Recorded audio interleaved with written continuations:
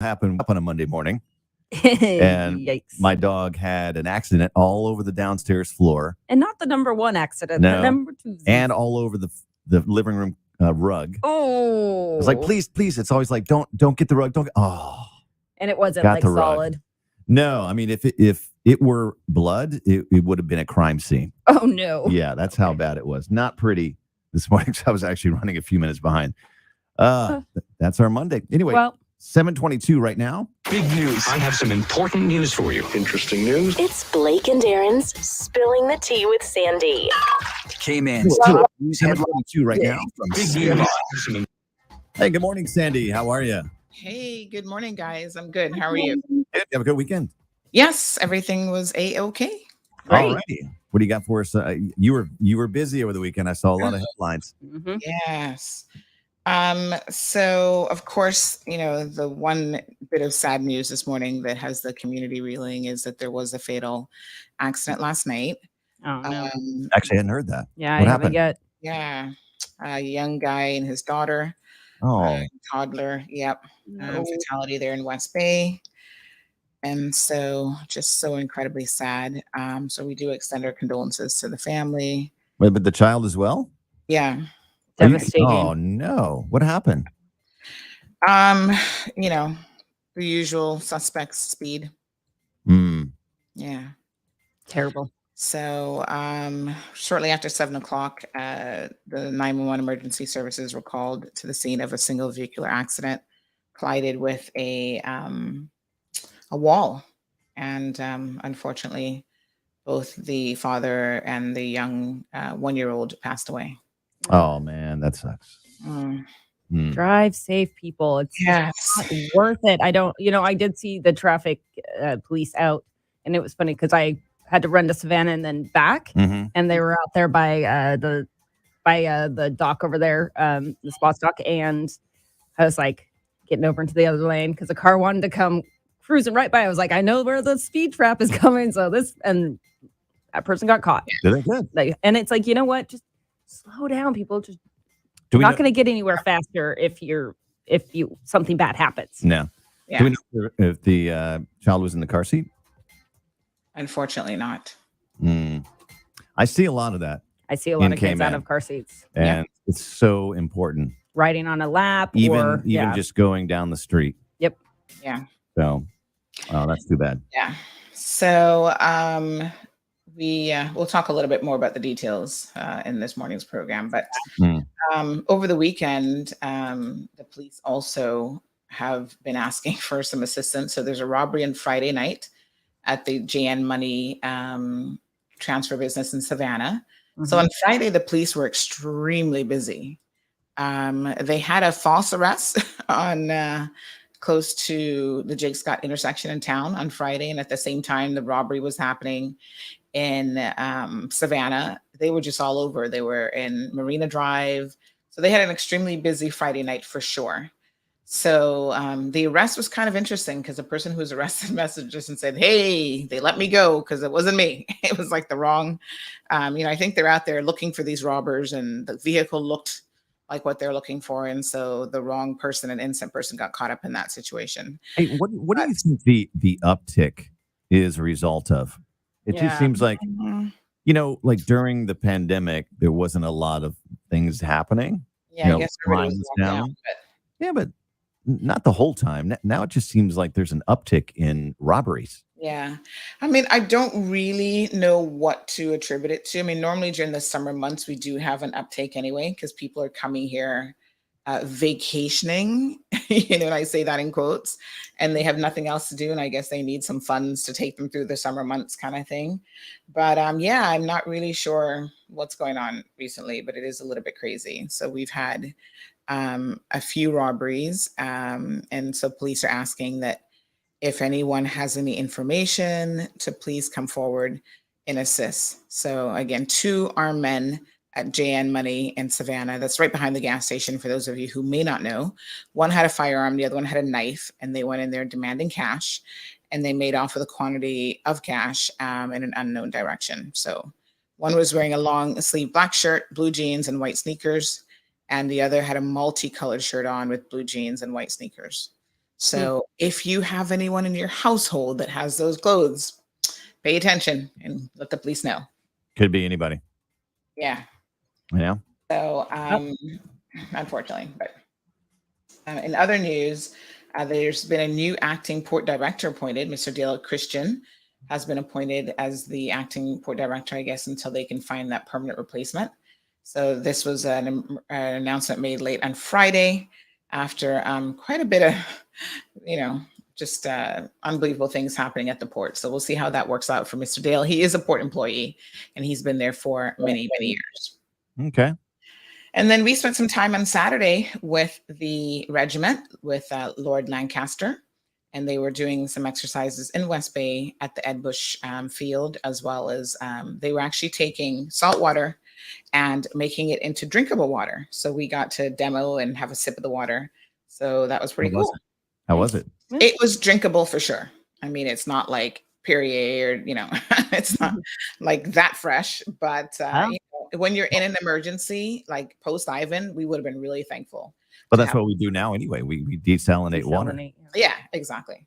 And just a final, let's end the news and a big shout out, positivity this morning. Congrats to Thomas Penner, who achieved the highest mark in the world in the Cambridge IGCSE mathematics in June of 2021, during the summer series assessment. He's a year 11 Cayman prep student. So congrats to him. Well done.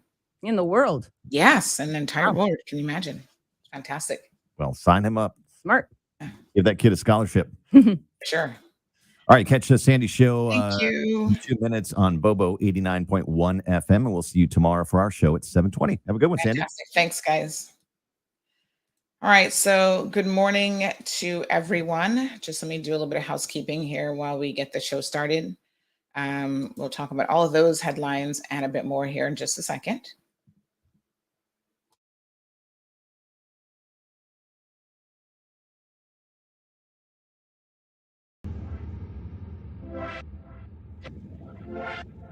A bit more here in just a second.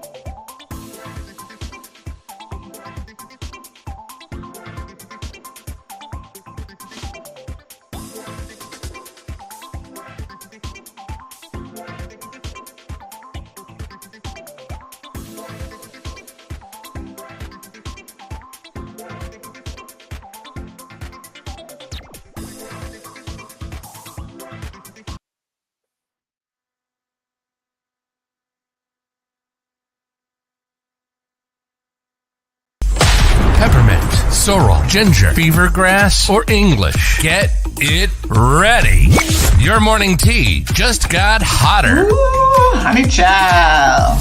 On the cold, hard truth. Bobo 89.1 and Cayman's #1 talk show are bringing you morning talk like no one else. Monday Rewind, Impact Wednesdays, Caribbean Connections, and much more. Don't miss a beat with what's happening in the local community. Just keep sipping your tea. What a mess. Here's your host, live and direct from the Cayman Islands, Sandy Hill.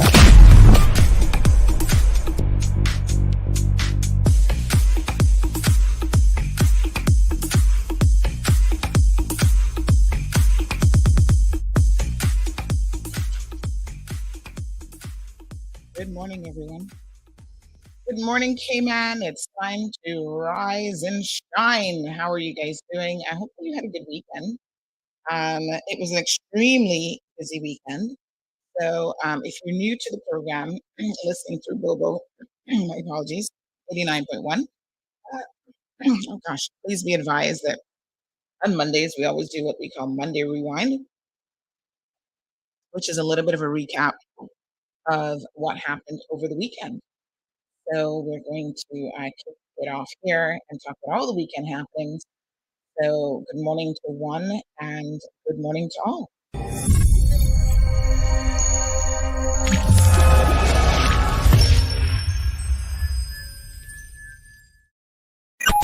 Time for Monday Rewind. The Cold Hard Truth's Monday Rewind show recaps the weekend's news and events so you don't miss a beat. Don't miss out. All the weekend's source, news, gossip, and well, it wouldn't be a weekend recap show without traffic accidents too. Cayman Marl Road is Cayman's #1 news source and has the island's hottest morning talk show. It's the hottest. Make sure you don't miss a beat with Monday Rewind. Rewind. Tune in every Monday from 7:30 a.m. on both YouTube and Facebook.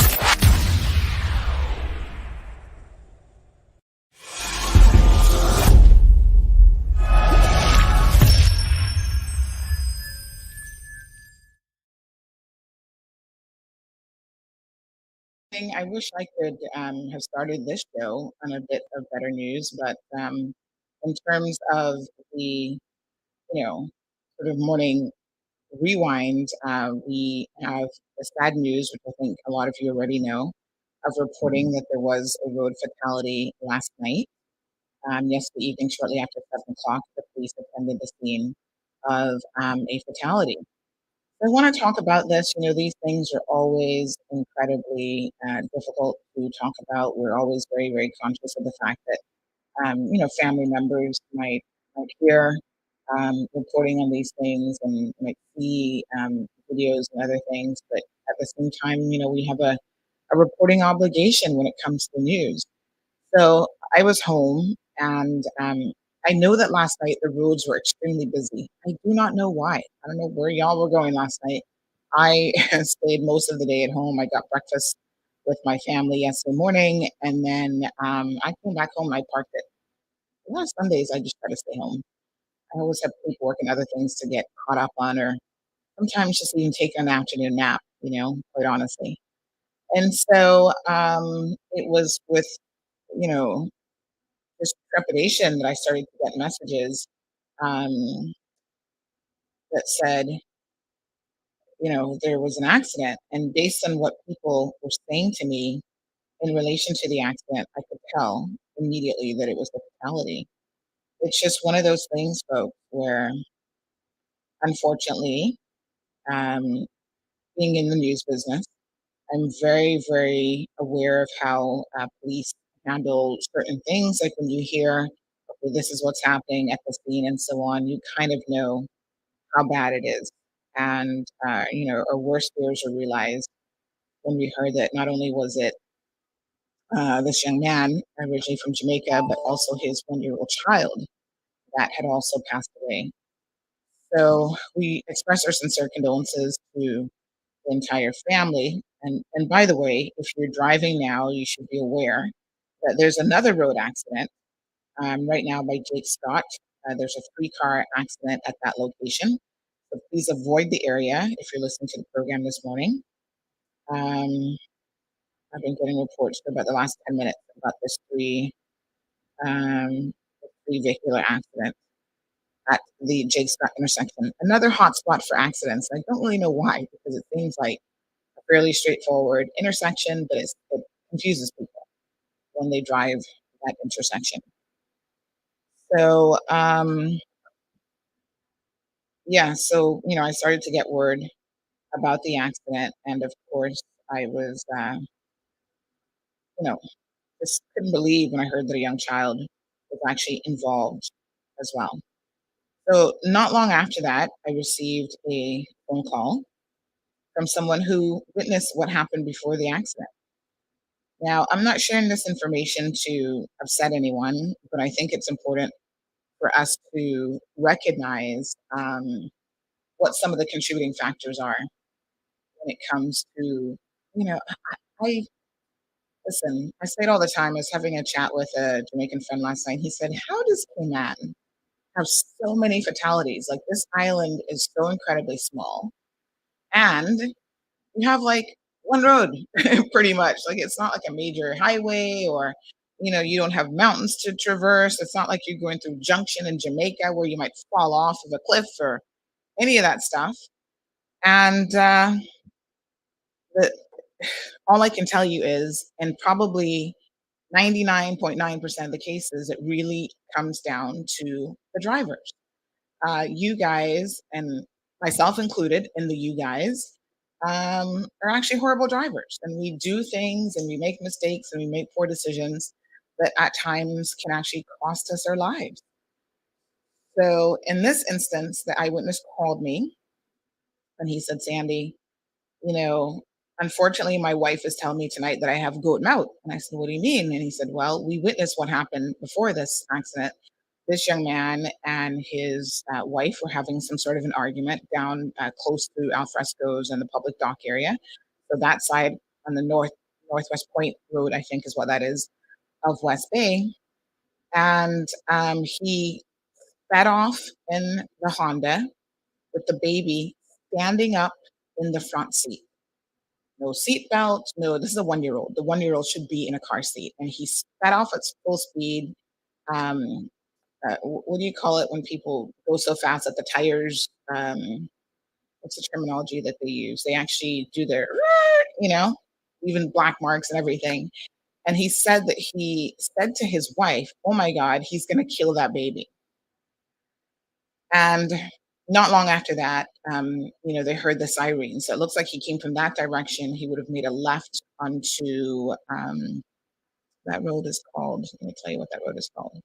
We all know it because it's headed towards the police station, West Church Street, and then lost control of the vehicle and ended up in a wall.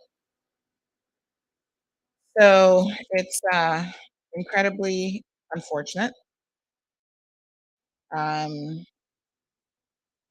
that as a result of that, I don't know what was going on. I don't know, you know, why he decided to do that. He was obviously upset about something, but my God, I'm always shocked at how Caymanians and just people in the Cayman Islands treat children when it comes to securing them or not securing them in a car.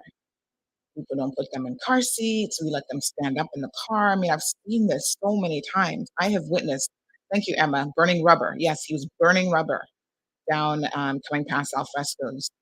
I've seen it so many times. I try to call the police whenever I see it to report it because I think it's so incredibly dangerous when people do this with their children. And I don't know if they're just not thinking or if they don't care until something happens. But Carol says that there's just no enforcement, and it happens so much. And we need a public campaign. We need an educational campaign to say to people, listen, you, it's so dangerous. How can you drive around with a child, not secured in a vehicle? To me, it's just the height of irresponsibility. And every time there's a fatality involving a child in this country, again, 99.9% of cases is because that child was not secured in any way, shape, or form. They are a projectile. Like, I don't know what's the solution. Like, I just feel so emotional about this whole thing because, of course, it involves a child. Um, what is the solution? Do we all need to see these really grotesque videos to say this is how a child becomes a projectile, or even a dog? Whatever it is you have in the car, when you hit, whether it's 25 miles per hour, 50 miles per hour, even more, when you hit an object that isn't moving, and trust me when I tell you that a concrete wall is not moving, you hit that with any degree of minimal force, it's not going to be good. And so that means that, if you're wearing your seatbelt, if you're not wearing your seatbelt, your chances of surviving something is lessened for sure if you're not restrained in that vehicle. Sometimes even when you're wearing your seatbelt, you don't have a hope, because of the impact. Sometimes the steering wheel will crush you or whatever. God, I cannot imagine, what the family is having to deal with. So the mother has 5 children. Recently had a baby by this young man. He's originally from Jamaica, 32, 32 or 34-year-old. Mark Blake is his name. And, now the little 1-year-old baby. I was privy to somebody was sending me the Christmas pictures. He's 32. And uh,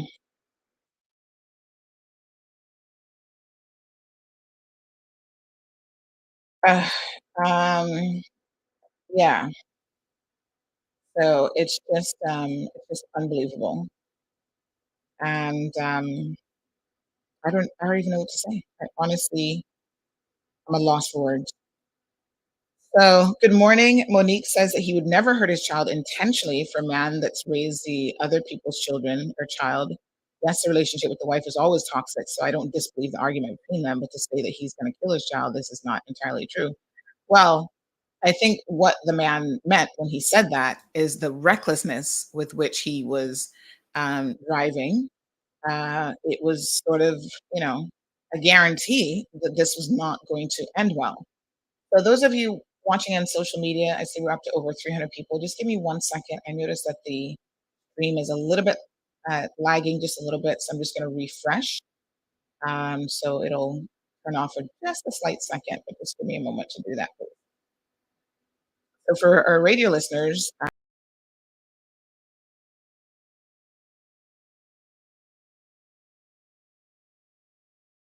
of course, you guys know that we're now streaming every single morning on YouTube, Facebook, and we're also now on Bobo 89.1. And gosh, based on the feedback that I've received, I think Bobo 89.1 is blowing up the airwaves. It's burning up the airwaves. So thank you all for your continued support. And a lot of people have seen the signs that we've had up. So again, big shout out to Mr. Kenneth Bryan, who's allowed me to use his sign space to put those up. And the response to those has been amazing. So yesterday I was driving with my daughter and she saw one of the signs and she's like, "Mommy, that's you." I was like, yeah. Damaris, Wee Emma, good morning. Good morning to Miss Romelia. Don't forget, folks, you can call into the program at any time. 936-2626. That's 936. Bobo, wake up, K-Man. Miss Beulah has got it locked. Good morning, Miss Iva. How are you? Miss Iva, can I please get an update on the mango tree, please? Miss Iva has the most beautiful mango tree that has like, how many different varieties of mangoes? I don't know. It's one of those really weird trees that grafted itself. And so it has about 3 or 4 different varieties of mangoes on it. But Miss Iva knows I only love, let me put it this way. I only love me a Cayman common round mango. I eat it when it's turned and I like it with a little bit of sauce. And Caymanians will know what I mean by my sauce. Morning, Damien. Stephen is joining us from the UK. Good morning to Stephen. I guess it's afternoon UK time. Luis, good morning. Louis joining us from Detroit. He says, good morning, CMR Massive. 38 degrees and rainy in Detroit. We do have a caller who's joining the program. So let's welcome them. Good morning, caller, and welcome to the Cold Hard Truth. Good morning. How are you? I know in reality, Mm-hmm. the accident in West Bay happened. Cold Hard Truth or not, I'm just asking you for, please, in spite of the argument or what, they do have toxic relationship. I know that as an uncle, but just give us a little bit of time to grieve and get destroyed, please. Yeah. Yes, my dear. Well, our condolences to you. I'm assuming that was you said he's your nephew or your brother? That's my nephew. Your nephew. Yeah. Right. Yes. Our condolences. Yeah. And we just need a little time to grieve. Yes, absolutely. In spite of what happened. Okay. I appreciate it. All right. Thanks. Okay, my dear. So thank you so much to that caller. And yes, I mean, absolutely. Listen, folks, we understand. And I'm glad that he also understands that we do have a job here and it is called the Cold Hard Truth. And our reporting is never meant to be insensitive, but, sometimes the truth is just cold and hard and we can't really sugarcoat it. And it's unfortunate that the circumstances seem to be out of, as he said, and more than one person now is saying on social media, a toxic relationship. But we do extend our condolences to the family, and there's really not much more that we can say about it, except that, I was having a conversation with someone last night, and I think that when bad things happen, especially in a community as small as the Cayman Islands, a lot of us don't want to talk about it. And I get it from the perspective of the family that you're trying to be sensitive, and we want to offer that to them and their opportunity to grieve. But I also think that our inability to talk about certain things in this community is why they keep happening, and it's why we're in a perpetual loop. Where unfortunately, it just never gets any better, because when it's raw and when you're feeling the most pain, that's when you can learn the most important lessons in life. Trust me, when you're in it. And because we never want to have the discussion, I can say to that uncle, our sincere condolences. Your pain will always be there at the loss of your son, your nephew, my apologies, and your grand niece. And I'm sure there's so many takeaways from this, and there's so many lessons that even the decisions that we make in the moment can really be life changing. And sometimes you just got to pause and take a couple seconds. We've all been there. Believe me, we've all been there when we've done something just because we were being hot headed. And, they say hindsight is 2020. So we can all look back, especially at other people's mistakes, and say, oh boy, that shouldn't have happened, or this shouldn't have happened. But when you're in it, it's a totally different situation, right?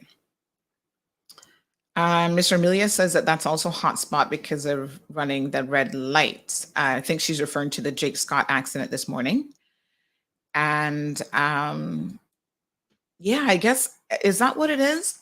Did we not at one point have some sort of cameras up there where they caught people who were running a red light and then ticketed them automatically? If I'm not remembering correctly, can we do something like that? I mean, this is where I think we'll invite the NRA onto the program perhaps later on this week to see what more can be done, because I think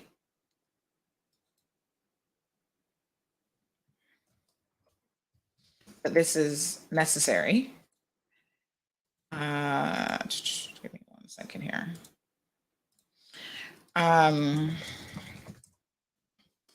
So I think that it's necessary for us to use a variety of different tools to encourage people to follow the law, and that includes, quite honestly, technology, cameras, speed cameras, cameras that catch you if you run a red light. The other day we had someone reporting that someone ran a red light, and they called me because this person, someone in the community that's well known. And I messaged that person. I said, listen, it was just reported that you ran a red light. No, not me. That person's a liar. And da-da-da-da. And I said, well, I can't do anything or say anything more about it, because unfortunately they didn't have any sort of video evidence that you ran the red light. But I'm just letting you know that it was reported to CMR. And I feel like at some level we help to keep people accountable, because you never know who's watching. You're out in public. You never know who's watching. You never know who's snapping a photo. And, that's extremely important. So speaking of this sort of accountability and not knowing who's watching, this morning, the CMR team WhatsApp group, someone sent me a message from the Water Authority, and they posted on their social media page about someone parking, one of their workers parking in a handicapped spot. Now, y'all know, when you park in a handicapped spot, you will invariably become jackass of the day in CMR. And we make no apologies for it, folks. If you do it, you are a jackass, because there are people who have no choice but to park in those spots because of handicap. They need those spots. And I always am amazed at the number of excuses that people come up with, where they're like, oh, well, what if they were driving a handicapped person, or they just bucked their right toe? Or, I mean, the excuses are ridiculous, quite honestly, because none of that excuses that if you don't have a handicap sticker, you are not supposed to be parking in those spots. And so I had heard of this, but I had not seen the photo. So we couldn't put it up because we didn't see it. And apparently the Water Authority also became aware of it. So they posted a statement on April the 2nd, essentially saying, listen, we are aware of this and we are taking appropriate action against the individual. So it says the Water Authority is aware of a photo circulating on social media showing a Water Authority vehicle parked in an accessible parking spot. I think they meant to say handicap accessible, but I don't know. They just said an accessible parking spot. The authority does not condone this, and it is unacceptable for any of our employees who drive a Water Authority vehicle to do so. The situation is being addressed with a specific employee. So you can imagine, right? I'm glad, first of all, that the Water Authority has taken this position, which is the correct position, to say that they're aware of it and they're not hiding it and they're going to deal with it. Because oftentimes what happened is, oh, my apologies. I'm gonna just share this real quick on our page. But oftentimes what happens is, people get away with it because everybody's like trying to find an excuse for them. And the Water Authority is saying no excuses. We're aware that it happens. We're aware of the photo. And I'm surprised that we never got the photo. That's the only thing that surprised me about this, because in most cases we get them. And we have people sending them through saying, hey, can you make this person jackass of the day? We gladly do so. You know what is also interesting? I was having a word with someone over the weekend about this as well, about how times have changed. So when we first started the Jackass of the Day, and really for us as Caymanians, we say donkey of the day. Or you're a real old donkey, if you're a Caymanian, you know exactly what that means. The only reason why we here in CMR don't actually use donkey of the day is that is in use, and I suspect copyrighted, by an American show called Breakfast Club, right? So they have their own radio show and their own podcast. And when we first started using that, I recall with a lot of interest how a lot of people were like, oh my gosh, you can't call somebody a donkey or a jackass. And I'm like, really? But if that's what they are, then what really is the issue? And now, not only do people no longer worry about that, they actually, in fact, send us a lot of recommendations and highlights for people who should receive the accolade. And it's so kind of humorous at times that we receive them, because we get them from all sorts of people. Believe me when I tell you, it's like lawyers, doctors, the janitors, it doesn't matter who it is. They will send us a photo and say, Miss Sandy, I believe that this person has earned the accolade of Jackass of the Day. Now, it's not meant to be insulting. It's just, if you're a jackass, you're a jackass. If you're a donkey, you're a donkey. And it's not that you necessarily are, it's that you in that moment, whatever it is that you're doing, has given you that particular title. So over the weekend, someone sent us a photo of their receipt, and they said, oh, I was at this establishment and I used my card. I used a US card. And then when I looked at the bill, I saw that it had like 25% conversion rate for if I'm paying in US. And they sent it through to us. We posted it up. We didn't actually call them Jackass of the Day. We're like, there's always a question in my mind about when you use your credit or debit card, what rules apply and what rules don't apply. Because as a merchant, I know that I sign a merchant agreement with Visa, MasterCard, my bank, whatever. And there's certain things that you have to adhere to in terms of their rules. And some merchants believe in adding on fees just for even using your card, which I don't even know if that's legal in terms of your merchant agreement. I think if the banks are notified that you're doing that, you could actually get in a lot of trouble with the banks, and they will warn you. And then if you continue to do it, they will actually pull your rights to have a card machine, right? Because that's a privilege. It's not, that you must have a card machine. It's something that you apply for, and your bank allows you to have that privilege. So when I first saw this, I thought, oh, well, this isn't good if they're charging a different exchange rate. I'm not really sure why they'd be doing that. 25% is like a lot to be charging if you're paying in US. Well, as it turns out, big shout out to Kevin Watler. Kevin did the math, and he said, no, Sandy, the math is correct. But it turns out that there's something wrong with their POS system where it has that wording on the receipt that is completely wrong. So the owner reached out, and big shout out to Pops. He did reach out to us and he said, Sandy, I'm happy to take the accolade of Jackass of the Day, but let me explain to you, what this is. And we had a good chuckle about him being happy to be called Jackass of the Day. He's like, it would be my privilege. But in this instance, it was just a little misunderstanding, and he's aware of the issue on their POS receipts. And it is something that that they are working on. Oops. And so, we could totally.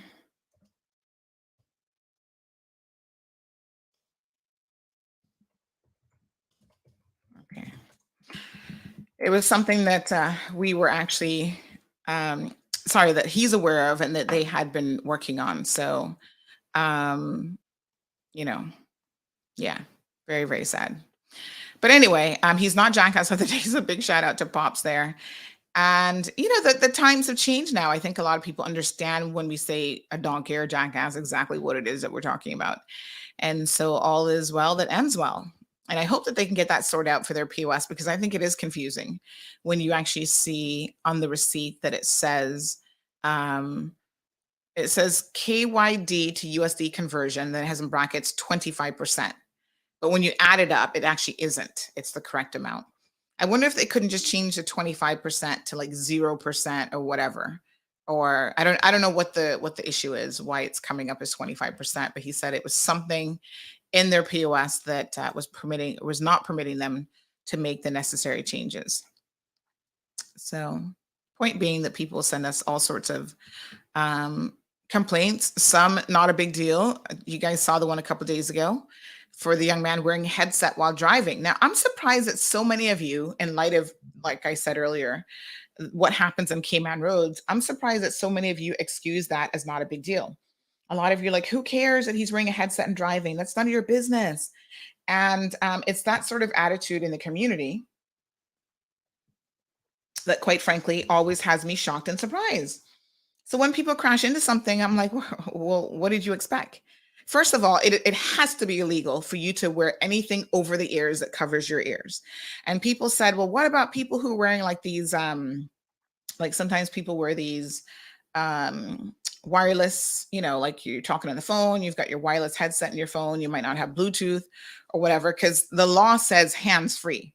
So hands-free does include if you have, AirPods or whatever in your ear. But when you have a headset over your ear, and like I said, I don't know if this young man actually had it plugged into anything, because I don't know when you're driving what you possibly have that plugged into. What was he driving down with his laptop? Like, I don't know. But anything that covers over your ears, I have one here in the studio, and I'm going to show you the difference, right? When I put these on, one of the reasons why I don't wear them is because it covers my entire ear, and the audio experience and my listening experience is completely different. So this does a really good job, folks, of covering my ear. And so as a result, I can hear very little. I'm just turning up the audio in this. I can actually hear very little of what's happening around me. See, I just turned it up. It muffles my ears to the point where I cannot hear like a lot of noise in my surroundings. And that's one of the reasons why these types of headsets are actually fantastic for when you are in a recording studio and when you're doing certain types of things, such as a podcast, because you can really properly hear the audio and you can hear yourself. And this is what people wear as well when they're like listening to music in a studio and they need to, listen to the very minute details of like a song and music beds and that sort of thing. They've got professional headsets that cover the ear like this. The in-ear ones are never considered by real audiophiles to be of the highest quality. And there's a reason for that. So when you guys sit back, and I don't need that in the studio, I'm not like running I'm not doing a song here. These that I have here, these are perfectly fine. Let me just turn them back down a little bit. So yes, when people said, oh, what's the big deal? And they're comparing them to this versus that. It's not apples and apples. That's like apples and oranges. They're completely different. And I am really, really surprised at people in our community who excuse so much bad behavior until something happens. Now, the day that young man driving out with his headsets on crashes into something because he couldn't hear it, then it's a problem. Someone even went as far as saying, and I sometimes scratch my head and key man about the nonsensical things that people say, right? So someone said, oh, well, if it's an emergency ambulance or police or whatever, you see them before you hear them anyway. I was like, what? In what world do you see before you hear? I mean, that doesn't even make any sense. I was like, what? In fact, you can hear something. I don't know how much of a distance, I'd have to look this up, but you can actually hear something way before you actually see it when it comes to an ambulance service. And you know this because you're driving along and all of a sudden you hear it and you're looking like, okay, what direction is it? My rear view mirror? Is it in front of me? Of course you see it before you, my apologies. Of course you hear it before you see it. I mean, I was like, what? You see it before you hear it? That doesn't make any sense. So folks, let's just be sensible when we're driving. Let's take every single precaution. Driving is supposed to be an engaged activity where we, the drivers, and even sometimes the passengers, should be paying full attention to the roadway. Now, we're all guilty of glancing down. Sometimes you're looking at your kids in the rearview mirror. Have you ever done that and you almost rear-ended somebody because you weren't really paying attention? I have a 5-year-old and sometimes she's like, oh, mommy, look at this, as I'm driving.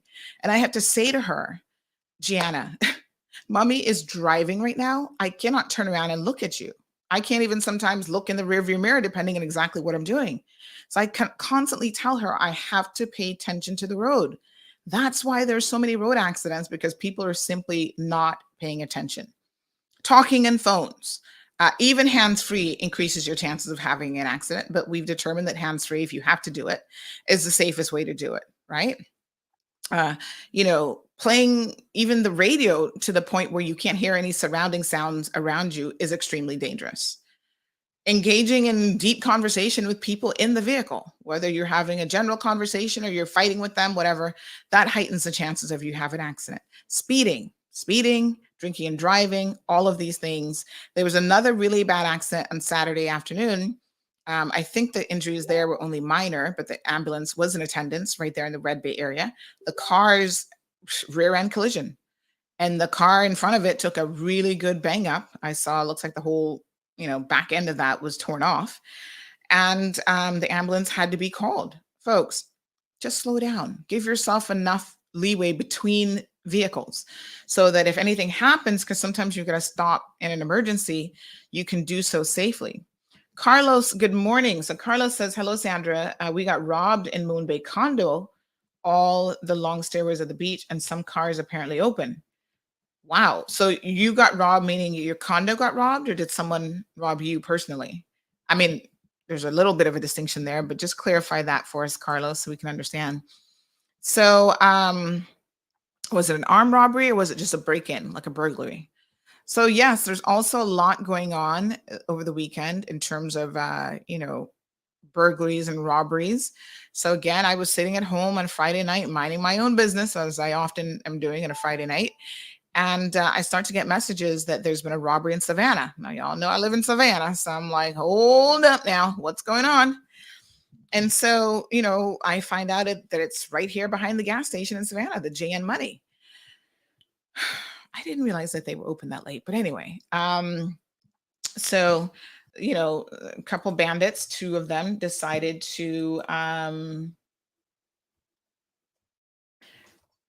oh yes, thank you for this caller who's reminding me that of course you can call in. I think I forget to mention now that we're on radio because it's always on the screen, but radio viewers don't have the benefit of the screen. So 936 2626, that's 936 Bobo. Feel free to call in and join the conversation. So absolutely, folks, the spate of robberies that we've had, at least 3 or 4 in the last couple of days, is shocking. And it seems like they go in a cycle where we have this happen and then they seem to die down.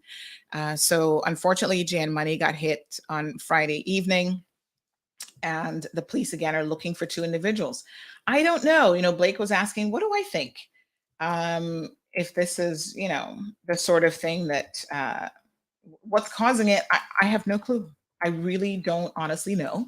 I know that it's in the summer months normally that you see an increase. I know we're headed into the summer months, but I hope that we can get a hold of this. So shortly after 9 o'clock on Friday, there was an armed robbery, 2 male suspects, one armed with a firearm, the other one with some sort of knife or machete. Thankfully, no shots were fired, no one injured, and they did get away with a quantity of money. Now, quite ironically enough, the police were out in full force on Friday. So they were out and about, I think, looking for the bandits who robbed the other loan business. So listen, if you are a business right now that has cash on hand, whatever that means, money services business, loan business, these guys think you're easy pickings. You have got to increase your security. You've got to be more vigilant. Make sure that you have cameras, you've got security options in place for your employees. Does everyone who's now in the money services business, do all of you have access to a door lock, right? Where you have to buzz somebody in? I think that this is good advice. So don't just leave the door wide open. We don't live in those days anymore. I think that's probably the 1980s, maybe the 1990s. You've got to buzz people in. And because everyone is now wearing a mask, do what the bank does. Put a little sign there. Before you get in, pull your mask down, say cheese for the camera, and then come in. All right, folks, 936-2626. What do you think about the rise in robberies recently, and armed robberies at that? What are the solutions to that? Damien says, unfortunately, speeding and endangering a child with no proper protection in the front seat standing up. I think he's responding to Monique's comment. Allison, good morning, Allison. How are you? So Allison says children should be in a car seat at all times, even just going down the road. More education on car seat safety is needed here. And thank you for that comment, Allison, because I do agree. I feel like we have, it took us a while to even get seatbelt laws. Do you guys remember? I don't know how many of you remember when that was implemented. So many of you were like, no, I'm not going to wear a seatbelt. And you were against wearing a seatbelt. And I thought to myself, who in their right mind is against wearing a seatbelt? And you would pick the most obscure facts to try to support this. Well, I heard of one story back in 1901 where somebody was wearing a seatbelt and, because of the seatbelt, they couldn't get out and the car caught fire. And I'm like, folks, listen, seatbelts without a doubt save lives. Airbags save lives. These are just, widely accepted things. And why Cayman was so late to the game, I have no clue. But I feel like the same thing kind of happens, Allison, as it relates to car safety, car seat safety, when it comes to children. And most people don't know that a car seat has a lifespan. So it might not last the entire time that your child is supposed to be in a car seat. So you need to look at, there's an actual expiration date on car seats. So you got to make sure that you know what those are. And in addition to that, you need to also know when it's safe to remove a child from a car seat and move them to a booster seat. And it doesn't necessarily have anything to do with age. It has to do with the weight of the child. So, I've got a toddler that's very, very petite and tiny. So she's going to have to stay in her car seat. Although she's growing taller, she's going to have to stay in her car seat a lot longer because she doesn't have the weight requirement. I believe it's at least 40 pounds. So when we get the NRA on the program, folks, we're going to talk a bit more about those details. So again, thank you guys so much for joining us for a Monday Rewind segment. Emma says lack of police presence as well. Or traffic cops need to be more dominant. People obviously slow down when they see them. And I want to give a big shout out to the RCIPS because on yesterday morning, they were in the Savannah area, right close to Jason Street or in that vicinity. And it looks like a young lady was being trained how to use, I saw a guy supervising her, how to use a speed gun. But Emma, the police can only do so much. They can't have a police officer on every single block, right? So they have got, folks, it's a partnership. And you and I, as drivers on the roadway, have an obligation to be safe and follow the road rules and do the speed limit and all these other things that keep us all safe. And yes, police presence is fantastic, but the police can never ensure that you do what you're supposed to do every single time that you're driving. So you know what people do after they pass the speed trap, then they speed up. Or they're telling their friends, oh, there's a speed trap here, make sure that you slow down. Miss Iva is sharing that she's going to be off island having surgery tomorrow. Miss Iva, we wish you all the best with that. Please keep us updated on how you get along. Appreciate that. Good morning, Miss Bonnie. Miss Sue says that she was so saddened to hear about the fatality with the baby. She says, we were on the beach of Smith Cove yesterday, and the amount of cars speeding and screeching from them on South Sound was scary. And again, South Sound residents continually complain about this. You know, some months back, we had a car fatality there in South Sound as well. And some of the residents came out and they say it's constant. The speeding on that little road, and I personally do not understand it. The speeding on that little road, which is barely, you know, a 2-lane road, is just absolutely crazy. And the residents are afraid to walk on the road. They don't want to walk their dogs. They're afraid to go cycling because people just tear through South Sound like it's absolutely crazy. And again, they are also asking for additional police presence in that area. I think we need to do more for sure. We need more cameras. This country spent an exorbitant amount of money on CCTV cameras, and most of us are still asking to see how that has paid off, because apparently a lot of the cameras don't even work, and then they put them in and there was no legislation, and it just never made any sense. I think we need to firm, that aspect of our national security up and start getting cameras and CCTV systems that actually do work. That would be extremely helpful. And traffic and regular CCTV cameras, I'm aware, are two very, very different things. So Everton says, good morning, Sandy. We have red light cameras, speed cameras everywhere, even by the schools. And I just received a red light camera in the mail this weekend.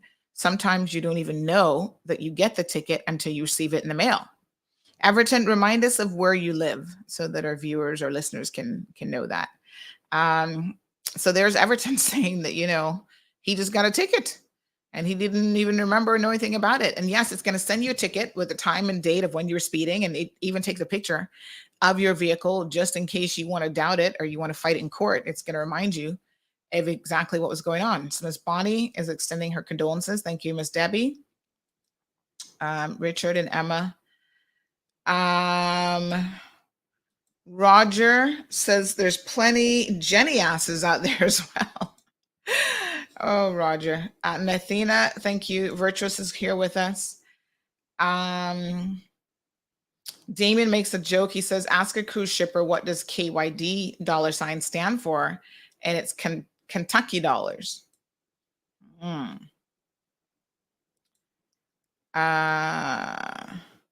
So Jake, thank you for this comment. Jake shares that I remember years ago reading that it's illegal in the driving book, something about you can't hear emergency vehicles behind you, something along those lines. Of course, speaking about wearing headsets over your ears as you're driving.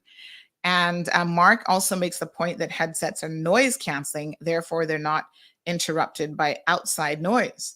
So a lot of headsets can be noise canceling headsets, and that's precisely why, honestly, you should not wear them when driving. You should not even use the Bluetooth ones, because if your car doesn't have Bluetooth capabilities, then you either put the call on speakerphone and put it down so it's still hands-free, or, don't talk on the phone when you drive, which I know sometimes can be very, very difficult.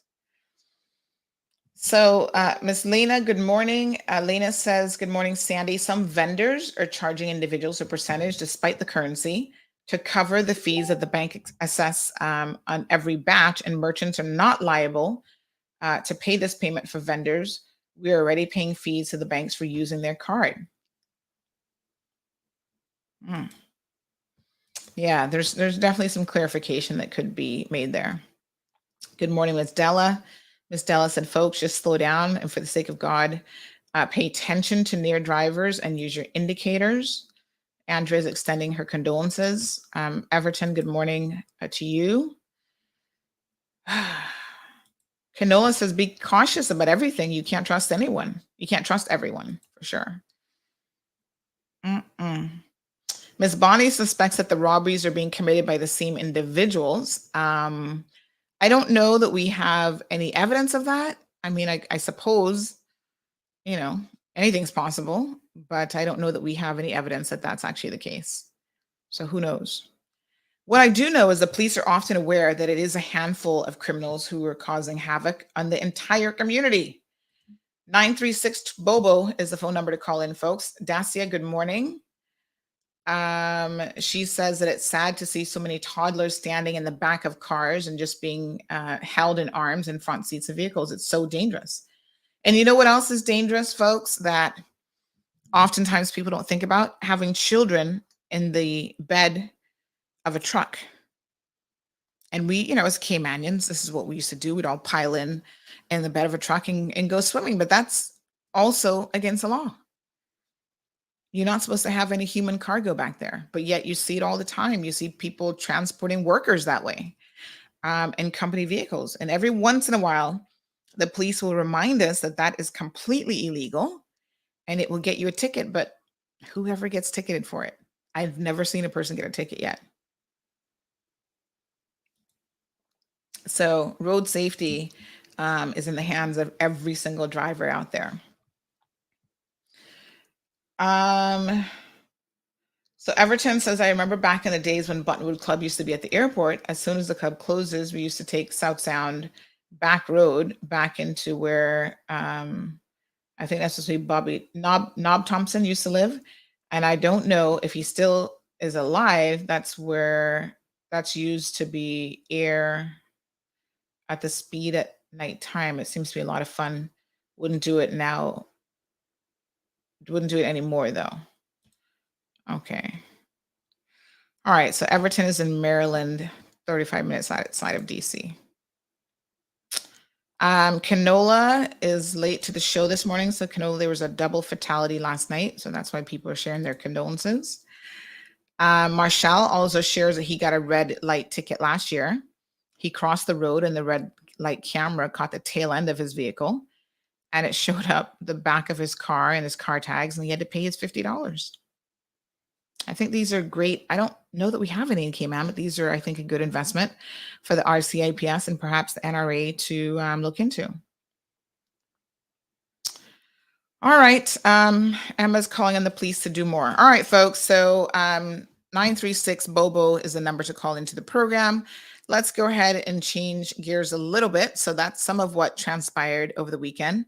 So on a bit of positivity, I want to congratulate all of our young people who are doing a fantastic job as it relates to their education. I think a lot of our young folks recognize and appreciate that the decisions that they make today are going to be extremely, instrumental in where they go in the future. And, we've got to stress this as parents and as people, leaders in the community, that this is what it is. So big shout out to this young man here. He has done a fantastic job. His name is Thomas Penner. I believe that's how it's pronounced. And he's received the highest mark in the world in the Cambridge IGCSE mathematics exam for June 2021. That's his summer series assessment. So congratulations. We got a little mathematician here in our hands with Thomas. And he attends Cayman Prep, and Cayman Prep said that it's with immense achievement and that they're bursting with pride and joy. And congratulations to Thomas, an awesome math department. So, of course, prep school has a lot of high achievers, but they're not the only ones. So I believe it was St. Ignatius that also shared that some of their kids were doing extremely well in examinations as well. And so we'll post that one up here in just a bit because, we want to support all of our children that do well. And kudos to each and every one of you. It's fantastic when we see our children achieving to a level that is competitive around the world, because I think some people have this idea in their head that we can only compete, in the Cayman Islands, or we can only compete regionally, when the truth of the matter is our children compete on the world stage. And as we can see in this instance with Thomas, they actually come out on top. and they do extremely well. So kudos to him and prep school, the math department, all of the parents who putting in that bit of extra work to really ensure that their children are performing at the highest possible level. So,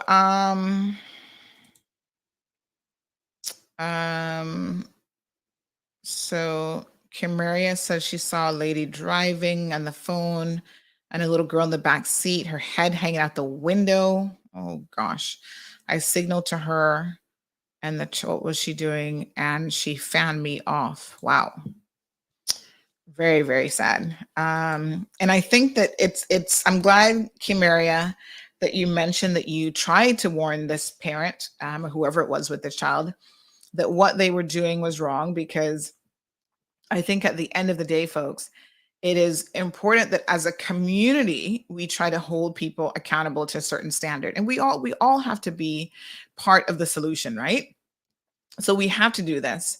And that's why calling out people who, misuse the blue spot, people who park badly sometimes and they're not considerate of other people, shaming and naming them on social media seems to be extremely effective, because I cannot tell you the number of people, folks, who will oftentimes say to me, I was thinking about parking there, and then I thought, nope, Cayman Mall Road, this is going to end up on CMR. Someone's going to call me out, and it would not be a good look. And so the very fact that they're just afraid of being publicly highlighted for engaging in, what I consider antisocial behavior when you misuse a blue spot. Listen, if that's what it takes to keep everybody in line, then it is what it is.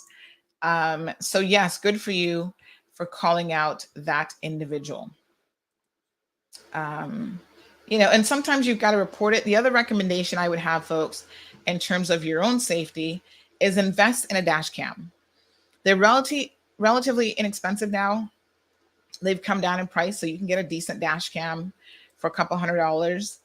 And they are well worth it, because they will catch situations that, whether it's a traffic accident or someone breaking the law, and the authorities can then use that to move forward with any sort of prosecution.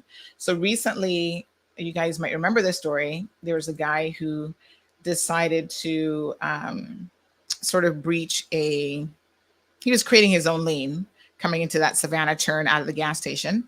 And, I've got 3 cameras. It's a 3-cam dash cam. And so I sent that to the police and said, hey, this guy almost caused an accident today. Is there anything that we can do about it? The police are extremely responsive.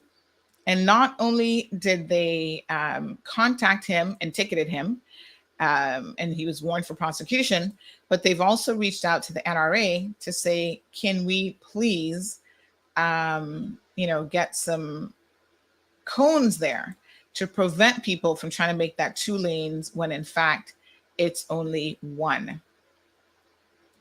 So shout out to the RCIPS. We really appreciate them doing that. All right, folks. So as part of a weekend roundup session, there were a lot of phones lost and found over the weekend. So if you have lost a phone, reach out to us. I'm just checking some messages here. We've got a couple Samsung phones that were lost that we'll post up a bit later on this morning. There were some that were found as well. So if you, if you have lost or found something, do let us know, and we'll be more than happy to assist in the recovery of those so that they can get back to the rightful owner. St. Ignatius Catholic School also has an announcement regarding a young man, Liam Bolgen. And I'm assuming he must be related to Sam Bolgen. Says here that he's an alumni spotlight, and he did the Cambridge International Exam Board. He's, again, class of 2021 graduate. He received the highest mark in the world for Cambridge International A-level travel and tourism. So again, congratulations to Liam. Very, very proud of you. And continue to do great things and continue to make your community proud. So we'll post him up, because I know you guys love to see all the good positive news. So we'll post him up as well. All right, folks. Of course, we do have to continue the conversation a little bit into what we were talking about on Friday's show, which was regarding the port. So Monday Rewind, over the weekend, from right after the show on Friday, my phone was ringing off the hook. Lots of port staff calling to thank me for doing the show, saying that it was something that was necessary and that they had been waiting for quite some time for this to be addressed. I mean, right straight until the evening, people were just calling. One young man said, Sandy, you know, the minister has spoken to us about concerns that we have about some pay issues. And we were reassured some time ago that all of that would be sorted out and all of that would be fixed. And here we are, you know, still waiting for that to happen. So other people said, you've only touched the iceberg. You only touched the very top of this issue. You know, there's so much more that is happening as it relates to the port. And we just want to ensure that the public knows that, you know, we're not being ungrateful. We just would really love for the port, my apologies, to be managed better, and for the employees to have, you know, some sense of that they're appreciated, you know. And I think that they got a taste of what that was like after being starved of it for so long. And gosh, it must really be hard for them to have someone say, right, we appreciate you, you know, we are here for you as a manager, and then for them to see the fact that that's going to change and that they're losing that. And I think that's why they're upset. The minister obviously did call in on the program, and I thank him for always being willing to have these discussions. I do think that unfortunately, you know, he is not being told everything that's happening at the port, and he's probably just getting his information from one source, which is the board. And the board seems to need a bit of a shaking up, in my opinion. And that's, again, you know, I stand very, very firmly that this board should be dissolved and they should start from scratch. But in any event, what you have happening at the port is really, really damning. The board met an emergency meeting all day on Friday. So I was aware that after the show, staff were like, ooh, Sandy, the board is meeting. So they were meeting all day long, literally until after 5 o'clock. And what came out of their meeting was a single decision that they would put Mr. Dale Christian in the position as acting port director. Now, listen, whatever it is that they're doing, they need to, I think, give the port, and the staff deserve this.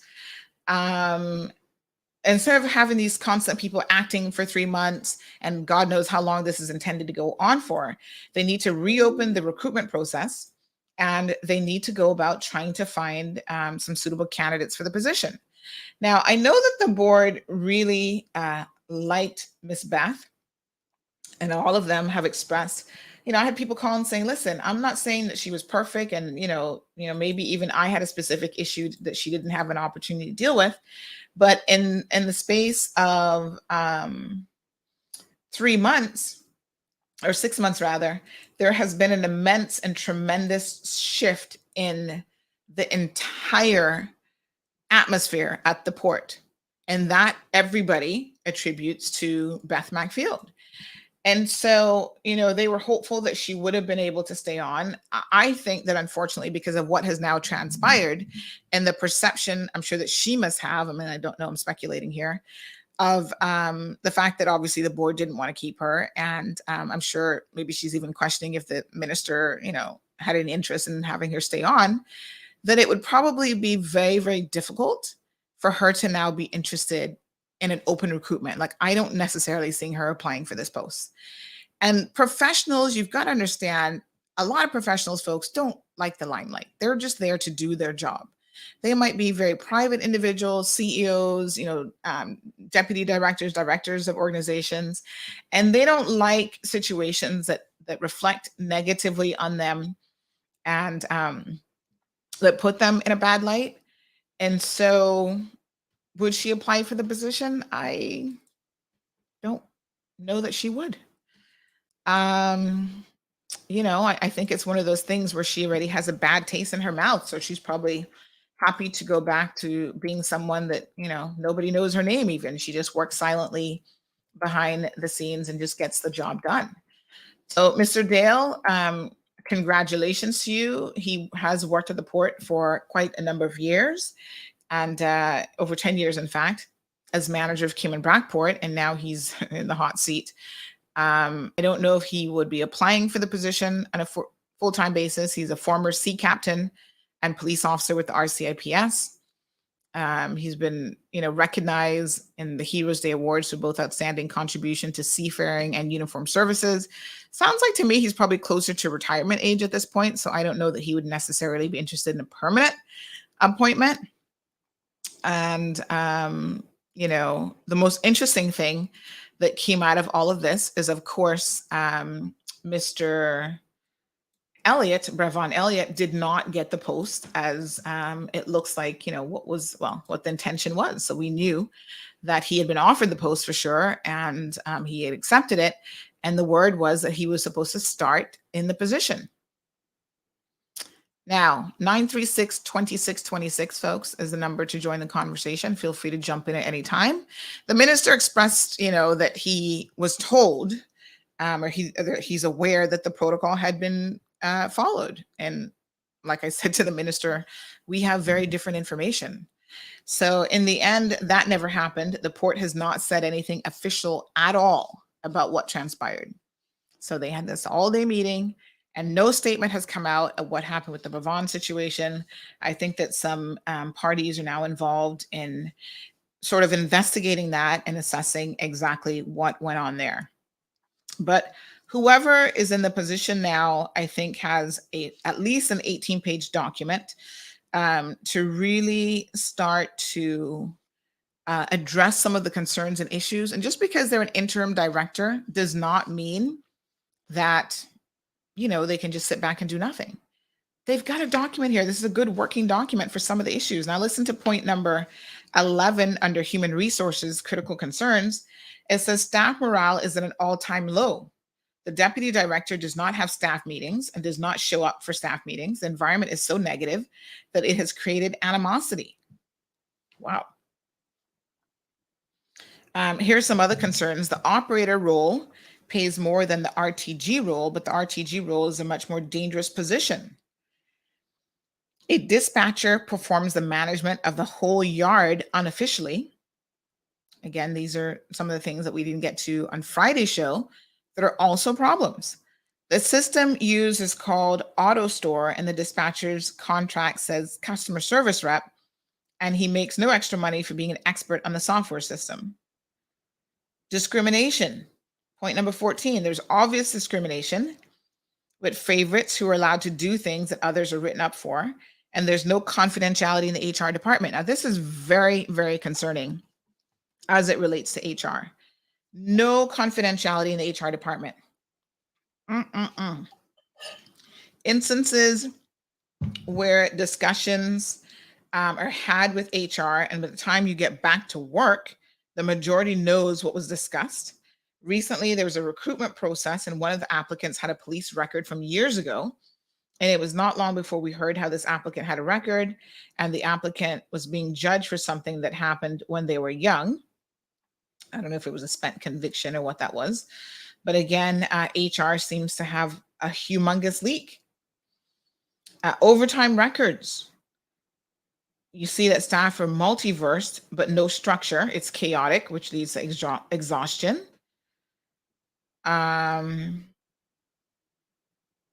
During the pandemic, staff showed up to work every day, no lunch, snacks, dinner, nothing being provided. And by contrast, the police and fire department had food catered by Mango Tree. So staff are saying that they had to fight for it and that nobody thought of them. And this, to me, this is really quite shocking because, as you guys will remember, the port during the pandemic is probably the busiest that it has ever been. So we were importing, because listen, you couldn't go to Miami, you couldn't jump on a plane during the pandemic like how you used to.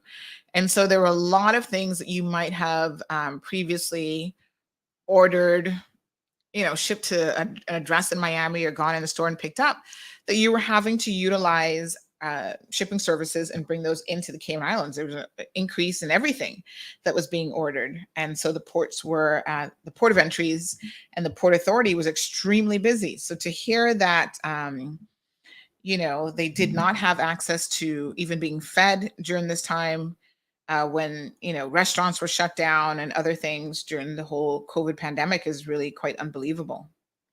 Some staff pay for their own training so that they can feel safe on the job. I mean, this just gets worse. No accountability and an abuse of power by the upper level management. Directions that drastically change operations are not provided in writing. And when asked, we're told, do as I say.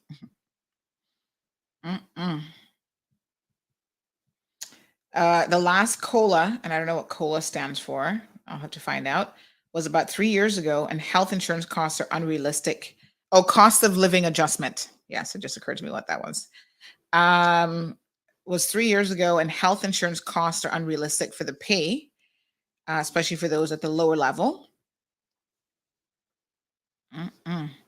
Appraisal system confusing. Managers don't sign it. There's not a space for them to sign, and after the supervisor and employee finishes their appraisal, comments and grading are sometimes changed by the deputy director, who does not take the time to work with the staff to be able to adjust gradings. It's not explained why gradings are changed and favorites are increased and those not liked or decreased. So this is bizarre. Why would you have a meeting, right, with an employee, and you do like a formal appraisal, and then someone who was not even, say it was your direct line manager, line supervisor, someone who is not involved in that, then goes back and adjusts your record?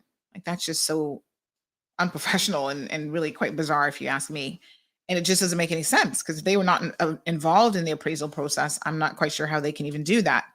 All right, folks, 936-2626. Is there anything about this whole port situation that has surprised any of you? I was surprised to hear the minister say that he had not received this report. I thought to myself, wow, this again demonstrates why he should consider getting rid of the board. Because a report of this magnitude, right, when you are prepared as the board to go out there and make public comments, behind the scenes, of course, about your acting port director, and then this report, which is quite comprehensive, is not put in the public domain or is not even given to the Minister of Transport and Tourism, how do you expect him to make a fair assessment of number one, acting port director, Ms. Beth Macfield, and then number two, the situation that's happening at the port? These are some very, damning things that are in this report. And, regardless of what you want to say about the minister, if he doesn't know something or if he is being misguided by the board, then this is real reason for concern. And a report of this magnitude, I suspect that he should have had in his hands. Unbelievable. So again, overtime pay remains an issue. Not everyone gets a chance at receiving overtime or an opportunity. Appraisals done in 2021, January 2021, they still have not received any update on. They don't have performance-based bonuses, so they feel that the appraisals are critical to them ever getting a pay increase. So by comparison, other authorities, including the Cayman Islands Monetary Authority, has performance-based bonuses, and there's no uniformity across the board.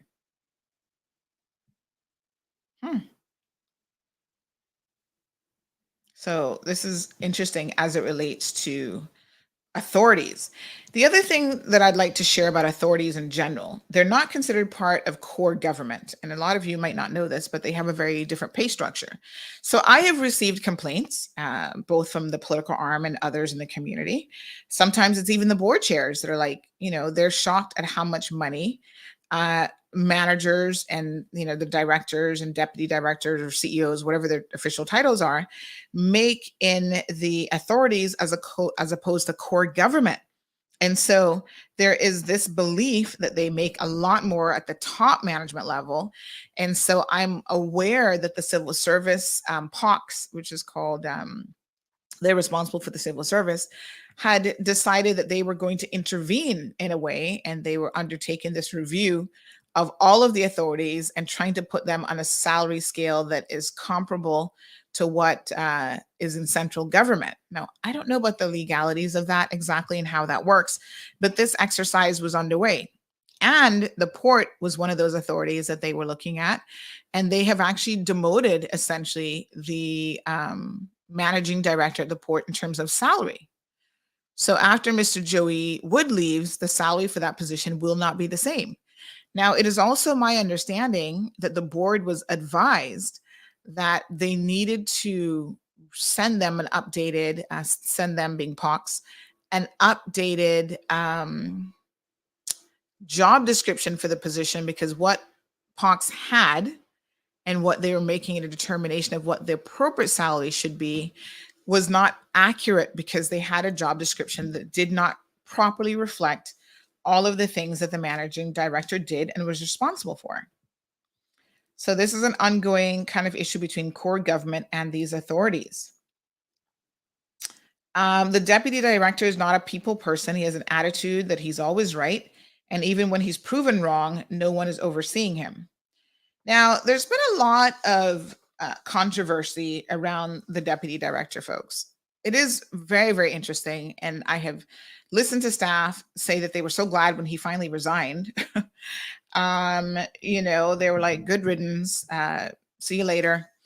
And I think one of the interesting things about that position is I've heard people defend him and say, oh yeah, he's not a people's person, but he does his job. And I'm thinking, when you're a director or deputy director, any manager in an organization, the biggest part of your job is actually managing people, not just managing processes. And this is where we as individuals and as managers and organizations need to recognize that if you are not a quote unquote a people's person, maybe a managerial role just isn't for you, because part of what you have to do is interact with people, manage both your internal and your external customers. And so you need to be in a room by yourself with a bunch of computers where you do the technical stuff, but the management role just isn't, no matter how long you've been in that organization, the management role just isn't for you. How many of you have experienced that? Someone who's good at their job. So they're good at like the technical components of their job, but their lack of quote unquote people skills and their ability to interact with people makes them horrible to work with, especially if they are your manager. And so it's interesting that that is a constant thing, even by people who like the deputy director. They say he's not a people person, but they don't seem to recognize how detrimental that is to someone who's in management. And the staff have said, some of the things and the ways in which he speaks down to them, and even some of the racial comments that are passed are just unacceptable. Here's another interesting one. No recognition of service milestones. So people who've been there for 10, 15, 25 years doing all this labor, they're not recognized. The small things, right? Not even a birthday shout out, a greeting, nothing. So the lowest salaries are $2,500 a month, and health insurance for a family can be between $1,200 and $1,400. So you do the math there and figure out what they're going home with. It's just not a lot. And if they're not able to work overtime, and a lot of the staff have said this to me, that at the port, the only way that they're able to survive on their port salary is because they put in an exorbitant amount of overtime, which, by the way, then takes them away from their family. They work these night shifts and they hardly see anyone, but at least they're able to bring home a paycheck to contribute to some of the bills. They've inquired about death benefits, and they don't know if that is a benefit or not. They're still waiting on that. One of their recent persons who passed away, the family had to receive assistance from the port for his funeral. And of course, if they had a death benefit, it would help to cover those sorts of things. And this is someone, again, who gave the majority of his adult life to the port in terms of his work service. They don't even know, the staff are saying, in this report, they don't know if they have life insurance. They think they do, but nobody ever answers these questions for them once they submit them. No workers' comp training, so they don't know what's covered or how to access it.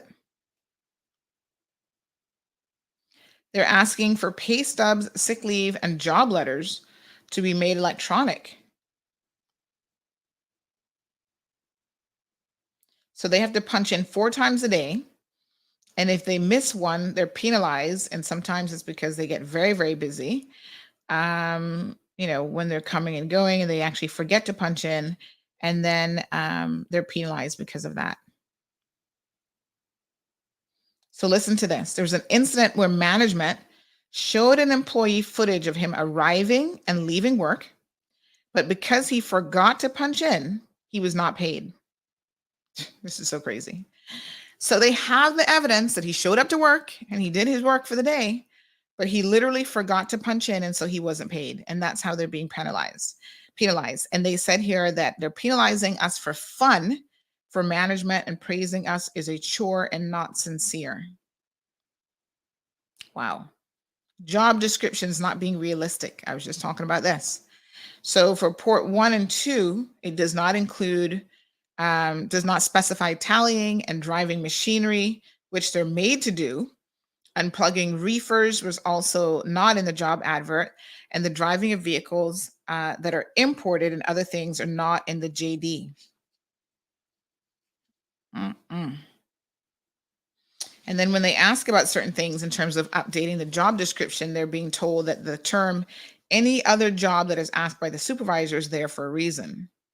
And so they feel like that's being used to abuse and threaten them with their job security. So here's an interesting one. They work from 8 a.m. until 4:30 p.m. Sometimes right before the shift ends, they're asked to do overtime. And if they refuse, most of the time they're targeted afterwards. And by not being asked to do overtime again and even written up. So, if you ask someone to do overtime, obviously that's, if they're available, they might have plans after work or whatever. And apparently what the port staff are saying is that if they do not agree to it when it's a last minute request, then they're penalized for that going forward in the future. It's a whole list, folks. And I think what I will do is I will actually publish this document. That'll be one way of ensuring that the minister gets it. And everybody else in Cayman can read through this as well. Yeah, it's a lot. Seniority issues, too many chiefs and not enough Indians, go figure. Not trained in what licenses are needed to drive or operate the equipment. In-house vacation rules are unlawful and draconian. Wow. Unbelievable. It just goes on and on and on. But folks, like I said, I'll publish it. We went over some of the legal matters that the port continues to face that remain unresolved. The operations and safety, we talked a bit about that on Friday. And, it is really, really a lot here. So let's see what happens. Now the minister is aware of it. He said that he was aware of it before because he had actually met with, as an opposition member of the opposition, he'd met with the port staff. So it's so interesting that he got this, this particular ministry. So Nathina says she wants to do a big shout out to Janet Young for working with the kids this weekend at Camana Bay, promoting anti-bullying. It was a wonderful turnout with the kids and parents. Thank you, Nathina, for sharing that with us. Patricia says Thomas is not at Cayman Prep. No, he is a Cayman Prep student. It did say 2021. So Everton speaks again about speeding. Basically, the bottom line is speeding kills. Miss Romelia, interested in knowing how many Caymanians were hired in the recent police recruitment. I don't know that we have been provided this information. We can certainly ask, but yes, we don't have that. All right. Very good.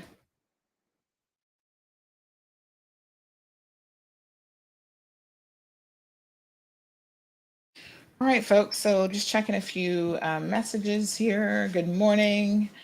One commenter says, so when an accident happens at the port or to a port employee, criminal charges will be levied against every board member and the ministry. Criminal charges should be levied. Yes, I mean, it's an extremely serious concern. For sure. So this is why we have to get it all sorted out.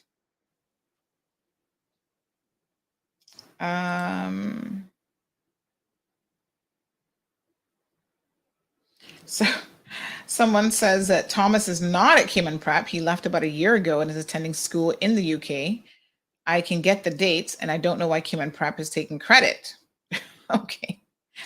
I don't know. Well, it says his exams last year, so I don't know when he went to the UK, but okay. Well, I guess they're saying they laid the foundation for him. So there you have it. So someone has shared that in light of the accident last night, the police have started a campaign with roadblocks to check to see if children and backseat passengers are restrained properly. Deepest condolences to the family. So here's the thing with that. I mean, it's always sad, to hear that it takes a death for something to be done, but I guess better late than never.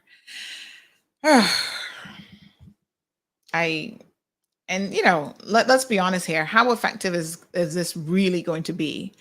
When you see the police coming, you're going to tell everybody, oh, put on your seatbelt, put the baby in the car seat if you have one. There are legitimately people who walk around or who drive around without a car seat. And I'm aware that some parents might not be able to afford a car seat. And I always thought that there needed to be the launching of a program that really helped people have access to, even if it's, slightly used car seats. But again, you've got to be careful purchasing a used car seat because they do have an expiration date on them. So, let's ensure that they're not past their expiration date.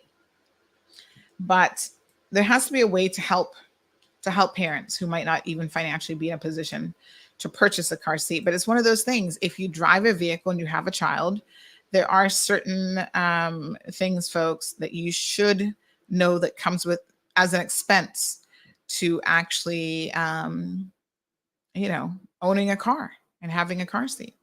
And at the same time, let's be honest, when you drive on a public bus, they don't have car seats. They don't even have seatbelts for passengers. Good morning, caller. Welcome to the program.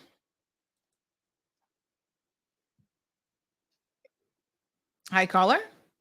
Hello. Good morning. Good morning. How are you? Good, thanks. How are you doing? I am blessed and highly favored beyond measures.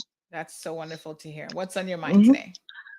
I know you read a part of my comment, but I'm interested in knowing, according to our DG, Mr. Manderson state on it was last week, shows that there's certain things that I mentioned to him he didn't know anything about. I know there is an inspector to HAL and a PC to HAL in traffic. Why is that? Or he doesn't know anything about that as well. Along with other husband and wives are in the force, in the police force. Let's get it clear, in the police force. Why is that? Along with other government departments that you have either husband and wife or family members in the said same department. The way I look at it, all this is considered as conflict of interest. So also, you think that, let me just clarify what you're saying here. You think that just because someone's a husband and wife in the same department, that's a conflict of interest? That's a conflict of interest. Why? He stated that there's no husband and wife in the same department. On your show, he stated this. Okay. And I'm telling him, yes, there are. And obviously, it seems, it's coming across that our DG is not aware of what's going on, of these hirings, which he should be. Also, with the port issue, I am aware that Minister Bryan was aware of these issues. before a certain port member died. The certain port member that passed told him about these issues because he spoke at the young man's funeral regarding issues that was happening at the dock, which he intended to straighten out. So this is no surprise to the minister. This is no surprise to the minister of what is coming out right now. You understand? And I think from time they have someone, whether it's a male or female, and they're doing a great job, and your staff is happy, keep them. Keep them. You understand? That shows that they have experience in what they're doing, number one. Number two, you get the best out of your staff once they are happy. Don't expect to get 100 out of your staff if they are not happy. You understand? So therefore, I think, me personally, I think they need to look back into putting Beth back there because then she was doing a fantastic job. Now, what happens if Beth doesn't want to go back after all of this? I mean, you could that understand. Is so true too, and it would be very disappointing because the team loved her. The family of the port really love. You can hear. I don't know them all, but you can hear from what you are reading that they really love that woman because she's the only one that I'm realizing that have ever been there that really care about them, their health, their concerns, their families, anything. You understand? So I mean, it would be sad if she doesn't have the feeling to go back there because all what was said about her. But then the way I would look at it is not only about her, it's about other people who needs her care and attention. So that's my 2 cents on it. But I really would like to know, I really would like to hear from the DG exactly what is it that he knows and what he doesn't. There's a lot of things that he doesn't know that is under him. That is under him. We have had a lot of, I personally know CS Caymanians who applied for CSO positions and Jamaicans were hired. I personally know that because one was related to me.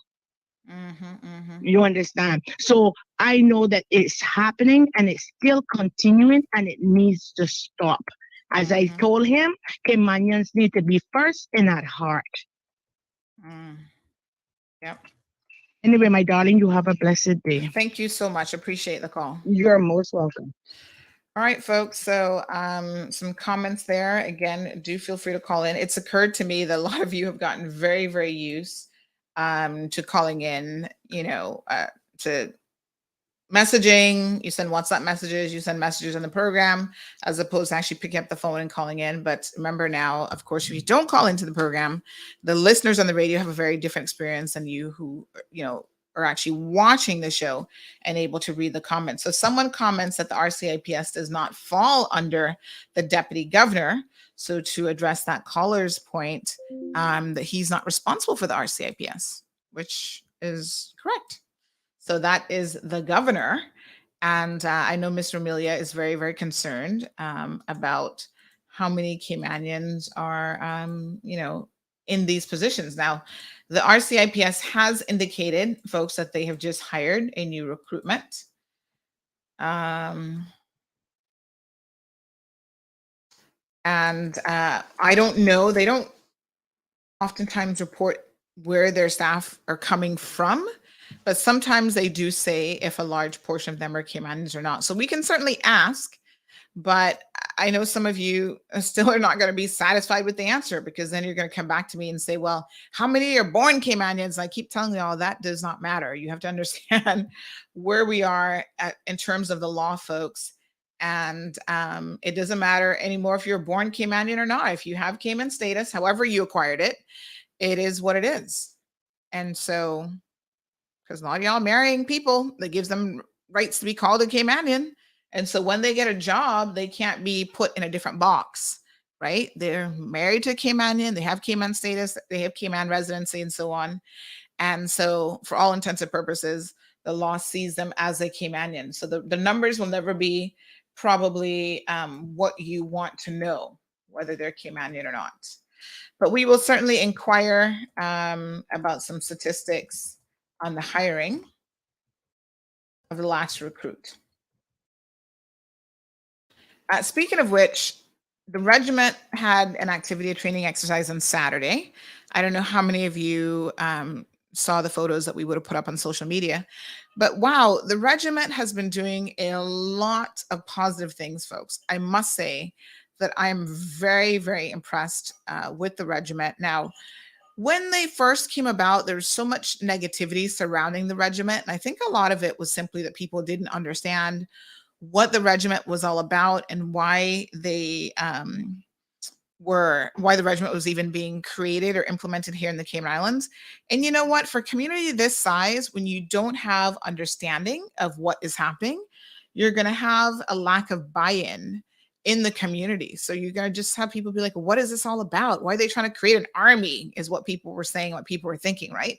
And, you know, during COVID, one thing that I've learned for sure is there are a lot of you out there who are conspiracy theorists. And you want to believe every conspiracy in the world, whether there's any evidence to support it or not. And the timing of this during the pandemic, although it might have been in the works for years, was seen as highly suspicious by a lot of you. And so a lot of my anti-vaxxer friends were jumping on this as another conspiracy. Oh my God, what's next? They're going to be locking us down. They're going to use the regiment to control the people. And we're going to soon have army rule. And it was just like, really? That's where you're going to go with this? But they have been extremely busy. We were invited to attend the training camp on Saturday, and we spent quite a number of hours with them. We actually went down in Barkers, all the way down in Barkers, and they were conducting an exercise there where they were taking salt water and desalinization process. They were creating fresh drinkable water. And it was pretty cool. So the equipment that they purchased for that, they have a budget. And big shout out to Simon, who is head of the regiment. The majority of people, again, you know, the regiment can only accept Caymanians. So Simon Watson is a volunteer. The regiment workers are volunteer positions, you know. So I think a lot of people forget that there are people who are taking their spare time and committing to the regiment. They're learning all these additional skill sets, or they're bringing professional skill sets to the table. And a lot of why they're doing it is to simply help the community, because they're doing a lot of training in the event of another Hurricane Ivan or even Hurricane Grace that we had last year. They were out there helping to clean up the country as quickly as possible right after that what we were told is a tropical storm, but everybody wondered if that was really like, oh, this feels like hurricane force winds here. So, you know, the regiment is there to do a lot of different things. And so they've slowly been purchasing and acquiring equipment. They've got some trucks, they've got some tents, and some tents can go up in just a matter of like 3 minutes. And then they have other tents, which we got a tour through, was the medical facility tent, where we could see how, you know, if there was a disaster, like say a plane crash, heaven forbid, and you had people who are deceased, like there's a special area that's like a morgue, and that bit is air conditioned. And I mean, they were just walking us through. They've thought of everything. And Simon was sharing that a lot of the military grade equipment that they do use is extremely expensive.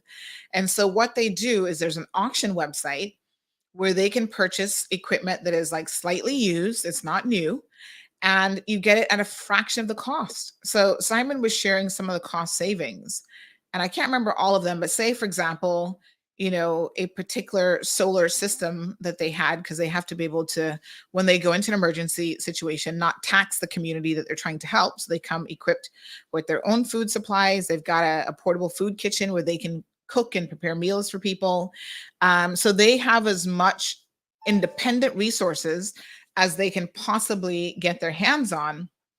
And they buy it through this auction site that really saves them a considerable amount of money. So some equipment might run $60,000 for the piece of equipment if you were to buy it new, and they're able to get it for like maybe $3,000 as an example. They have some new communications systems that are very, very sophisticated. And so when we were, you know, recording some of the footage, we were asked not to record any of that because it allows them to really track people and, you know, the helicopter, and they're in communication with the helicopter, and they can create their own internet should the 3G network goes down. It is very, very sophisticated, folks. I must say that I'm I'm impressed.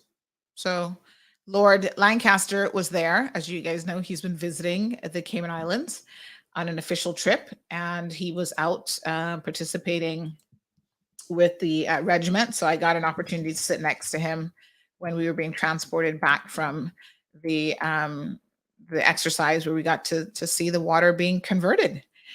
How was it? It was drinkable. Listen, it's not fancy smancy, water that you're going to get in a restaurant. It's not that quality. But you know what?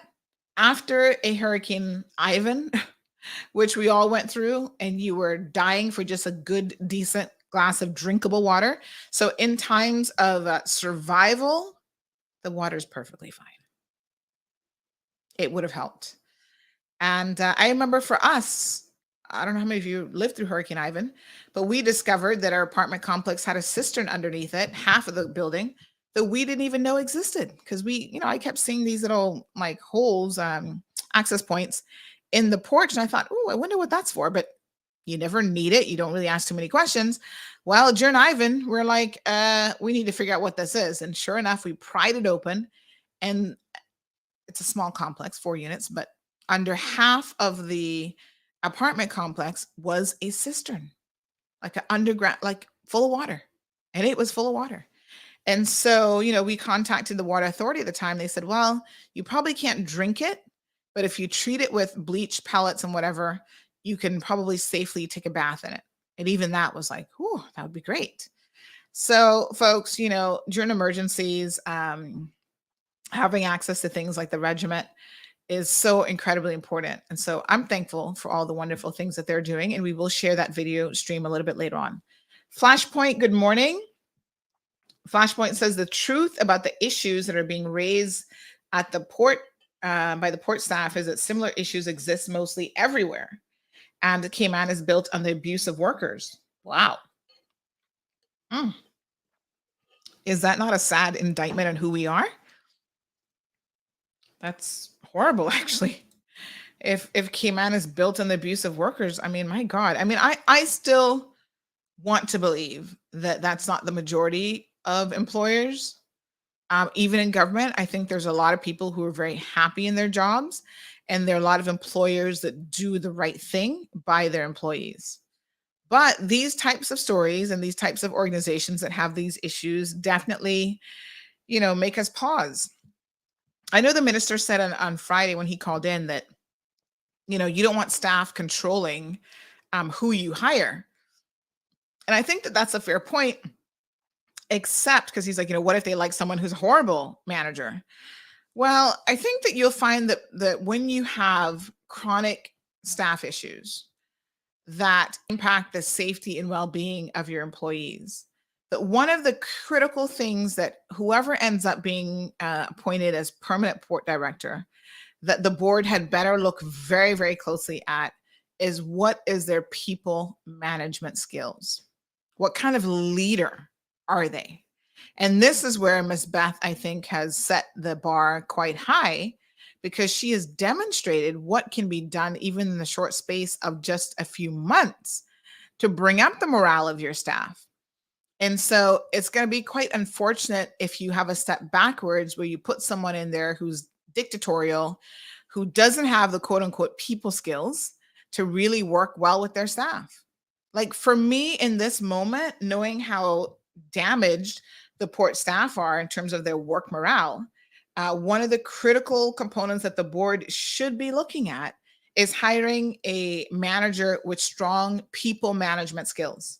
Forget the fact that they've never worked in a port. That would only be so many people in the Cayman Islands. Like you'd never be able to take anybody in that's new to the organization. Now, at some point, there was this rumor circulating around that Mr. Panduhi from planning department was actually going to take over the next port director. And I think that under the last government, that was probably a well, founded rumor. And for whatever reason, that hasn't happened. I don't know if it's because of the pandemic or whatever else has gone on. But it looks like he's going to stay put in planning. But, whoever comes into the port can learn. It's not like they have to go out there and drive an RTG machine themselves. They will learn the technical aspects of the job. But what they really, I think, need to have as they come in to be able to hit the ground running is the ability to manage the people effectively and manage processes. So when you hear about the safety concerns and issues, when you hear about the HR department leaking information, like you obviously need to address the HR manager and get a proper, because right now they have someone acting who used to be, I think, an HR officer acting as HR manager. You need to get a proper HR manager in there. You need to fill all of these positions that are acting positions on a permanent basis. And so that, in my mind, requires a certain type of individual. Like I said, I doubt that Miss Macfield would apply for this job, even if it was handed to her now, because of, she feels like she has no support of the board based on what the streets have been saying, and I'm sure she's even questioning the support of the minister. So I don't know how this is going to work out in the end, folks, but we will certainly keep you guys abreast of what's going on. Miss Sue says this is happening in a lot of jobs. It's so unfair how many managers can treat people. How these managers can treat people, their staff, definitely not people persons. And isn't that unfortunate? How can you manage people and not be a people person? To me, that doesn't even make any sense. Jess says, one more big mess, that port. Needs cleaning real quick. There is none so blind and deaf as those who refuse to see and hear. Now that is a Caymanian saying. None so blind and deaf as those who refuse to see and hear. Thanks, Damien, for clarifying. Morning, Miss Perla. Good morning, Audrey. Soka joining us from Miami. She says, if you can't afford a car seat, you have no business reproducing. It's a part of having a car, a baby, and a car. Well, I am not going to disagree with that. I think that's right. It is what it is. Call now at 936-2626 to join the conversation here in the Cold Hard Truth. Yes, Perla, there is a law. You're supposed to have children in the car seat. Ignacia, thank you for this. She says those who can't afford to buy a car seat, Freebie Cayman maybe can help. Lots of car seats are given away for free. Well, thank you. I think that's a Facebook group, so check that out, folks. Thank you, Miss Herma. She said, good morning, Miss Sandy. Wishing you a blessed and productive week. God bless. Thank you. Flashpoint says maybe Beth should be the chairman of the board. Well, that would mean giving up her civil service job. I don't see her doing that, but interesting. Junior says that woman is speaking the truth.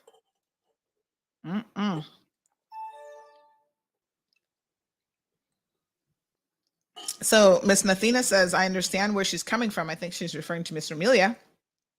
I was told in my immigration interview that too many of family members work there. So as much as I would be a suitable candidate, they cannot accept me. So too many of your family members are working there.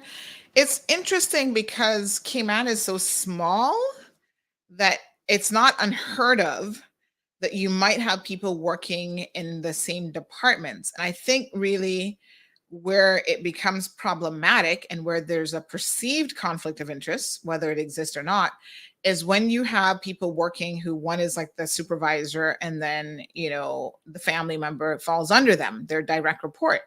That's different than two people on the same level. Like take the police force, for example. The police force has how many people employed?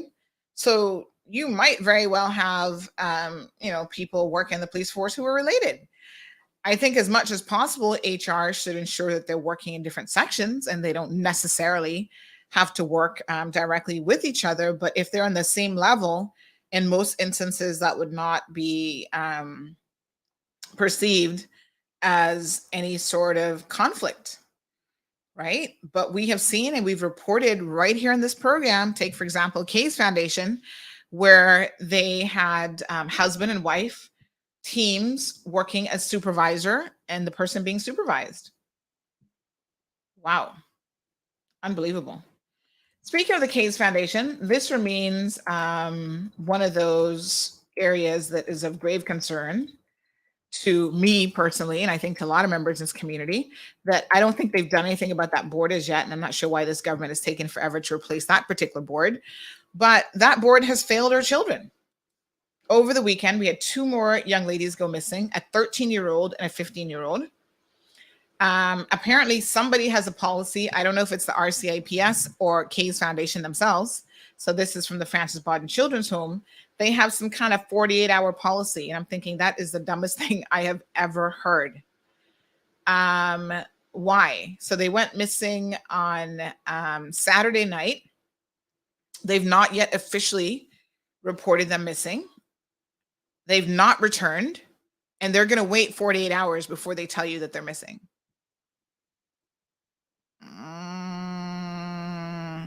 Jesus, have it make sense. Because this makes absolutely no sense at all. Why? Why on earth would they wait 48 hours? I'm thinking, do they not even watch TV? You know, the first 48 tells you that the first 48 hours is not a waiting period. It is the most critical period for you to be able to get an investigation or to find a missing person.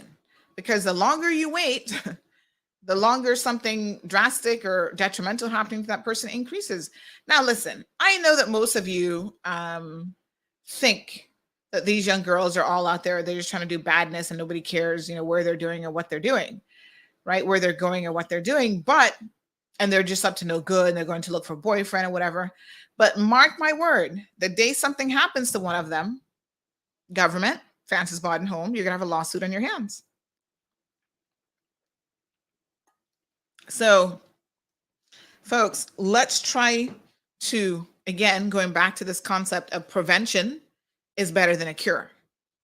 The second a person goes missing, you put on an all points bulletin on these kids.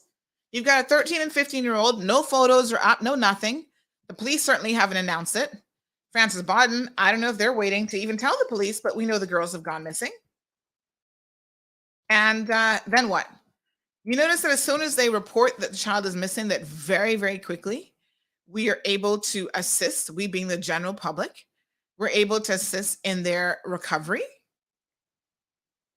Because everybody's like, oh yeah, I saw that kid at Public Beach 2 days ago. And then you message the police and say, okay, start your trail here because they were seen at Public Beach or they were seen here or there. And I do not understand why they're waiting. So Binks says, whatever happened to the staff member that worked there that climbed in the window to have sex with the minor? No. It wasn't a staff member that was doing that. This was a guy from the outside that was crawling through the window to, yes, engage in sexual intercourse with one of the young ladies at the home.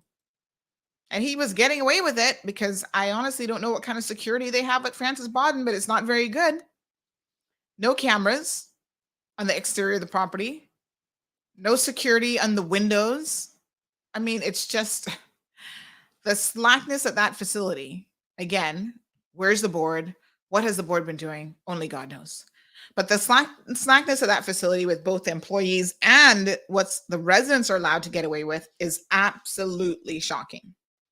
And we never hear any reports coming out of that place. We never hear anything being done. Lots of nepotism there. Yes, husband whose wife is his supervisor and giving him all sorts of preferential treatment. 936-BOBO, folks, is a telephone number. Remember the former director there, Mr. Sidney? He hired his wife after he started working there to head up and be the night manager over the boys' home. You see, other places in the world, that sort of thing really would be looked down upon. And here in the Cayman Islands, it seems to be run-of-the-mill acceptance. So Mark says in the States, it's called an Amber Alert. Well, we can call it whatever we want, folks, but I think people need to be able to know when young people go missing so they can help, get them back safely. Soka says, how are you going to be able to afford a car, but not a baby car seat? She's confused by this. And I see your point, Soka, and I agree. Some people will obviously have a car that, out of necessity, and then they don't think about these additional expenses. And let's also think about this. If you have multiple children, so say, for example, you have 5 children, do you ever travel, parents? I mean, you have to tell me this. I don't know. Do you ever travel with all 5 children at the same time? And are they all in a car seat? I don't know what kind of van you're driving, but probably not. So you're having to choose what? Just the youngest baby gets the benefit of a car seat, and then even toddlers who should be in a car seat are not properly secured. I don't know, but these are practical things that, as parents, we have to think about when we're having, a couple children. Well, so Perla says employers have link to screw up a work permit holder or anyone not to get another job elsewhere, and they need to stop discriminating people, not only work permit holders, but in all areas. Big shout out to Mark. He's actually part of the regiment as well. So they've been doing lots of wonderful things. Yeah. Damien wants to know if they have hair salon equipment at the regiment. No, sir. You will not be getting your hair done there.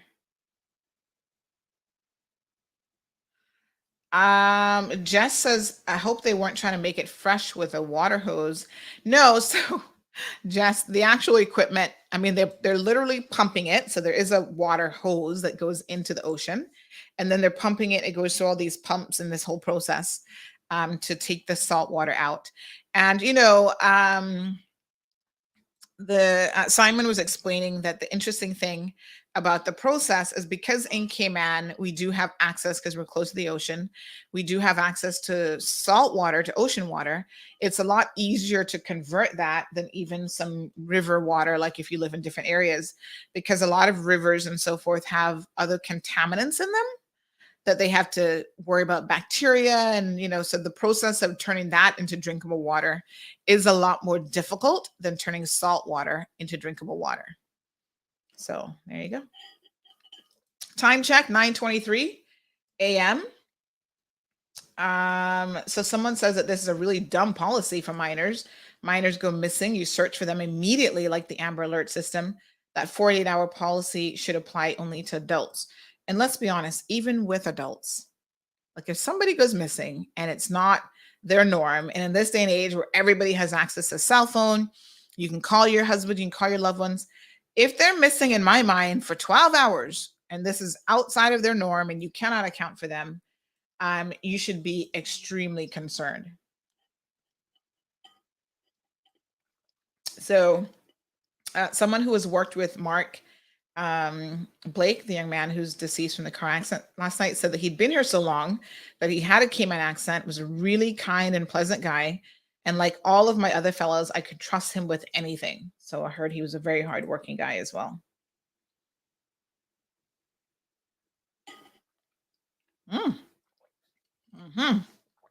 So another participant, I know you guys are shy to call in, but this person says the port has their problems, but boy, does the conversion fit the whole HSA. Oh my gosh. HSA needs a clean out from top to bottom as well. The staff are fed up, waiting for change, move or be moved. Sabrina needs to get into gear. Kiss my teeth. Whoa. Okay. Well, that's interesting. Some specifics would be helpful when you make these kind of complaints. So, do let us know. I've never heard a lot of people complaining about the HSA. I think you always have organizational complaints here and there. But yeah, so that's news to me.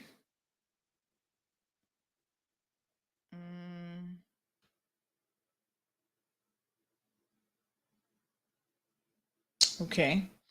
So we have an elderly Caymanian who is not doing well. Apparently someone is on life support, but I don't want to share the details of who they are. I'm just receiving some more messages.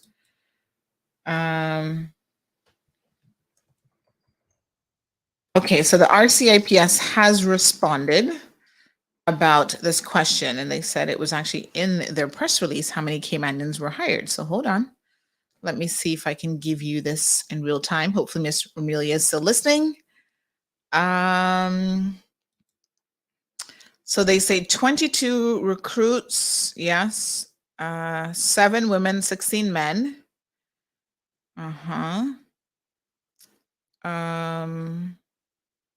Where does it say?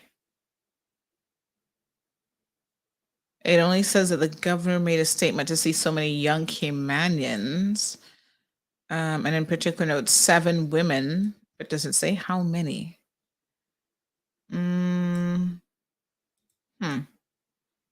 So I just see him saying it's good to see so many, but I think the question actually is how many. Okay, I don't actually see it personally, but they say that they have it in here. Okay. Maybe she's not understanding the question.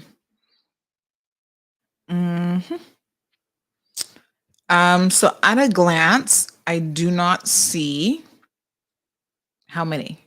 It just says to see so many young Caymanians.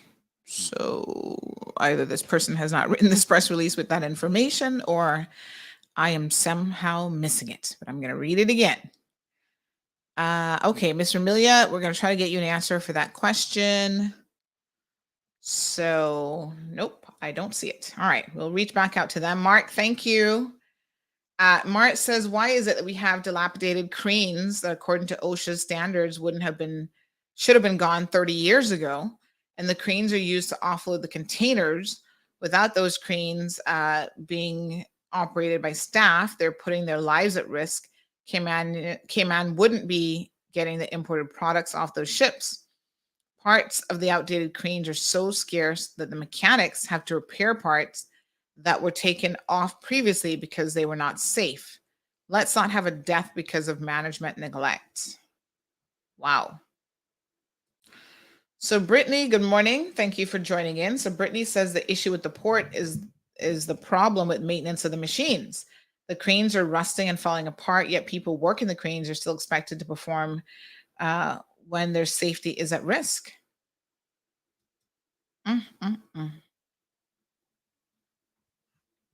another Mark says that the process is the reverse osmosis to convert salt water into drinkable water. Thank you. So Soka says that it's 24 or 48 hours for an Amber Alert. Forget which one. I was sure, let me just double check, that Amber Alerts were immediate. I mean, I don't think that they wait that long anymore. That's an old rule. For an Amber Alert, that's the whole point. You put it up immediately. So it's used in all 50 states. And yeah, I mean, I think as soon as a child is confirmed missing, that information is supposed to go up. I don't think that rule applies anymore. I think that's an old school way of looking at things, folks. So in about 30 seconds, we're going to be ending the live stream on radio. So big shout out to Bobo 89.1, Cayman's #1 talk radio station. So we will play our outro song for our listeners there. All weekend, everybody was like, hey, Bobo, we love the show.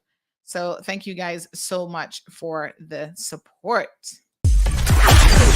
Thank you for tuning in to another episode of The Cold Hard Truth on Bobo 89.1 FM. Cayman's #1 talk show is live weekdays from 7:30 to 9:30 a.m. Never miss an episode again.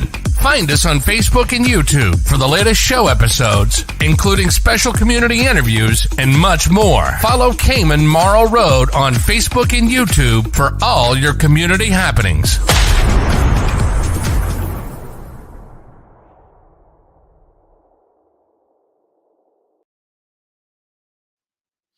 All right, folks, and we will continue the conversation here. The radio show has ended, and we're going to wrap things up here. We're pretty much going to be on time today. So Mark says, if after a proper risk assessment, it's believed that the life or health of a missing child is in imminent danger, police can decide to issue a national Amber Alert And this allows them to instantly alert the public and make sure the child is, that everyone is on the lookout for the child.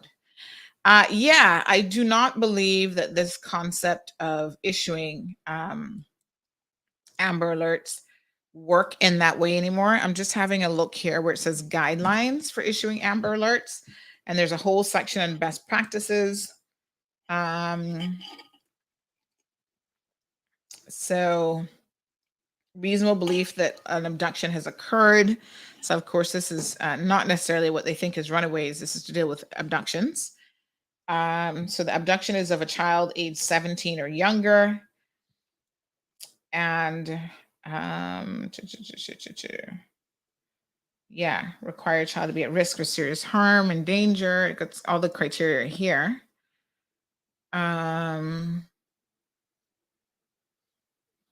So they have different criteria in place for trying to recover a child, but I don't think there's no waiting period. The whole idea is that the Amber Alert should go out as soon as all this information is confirmed.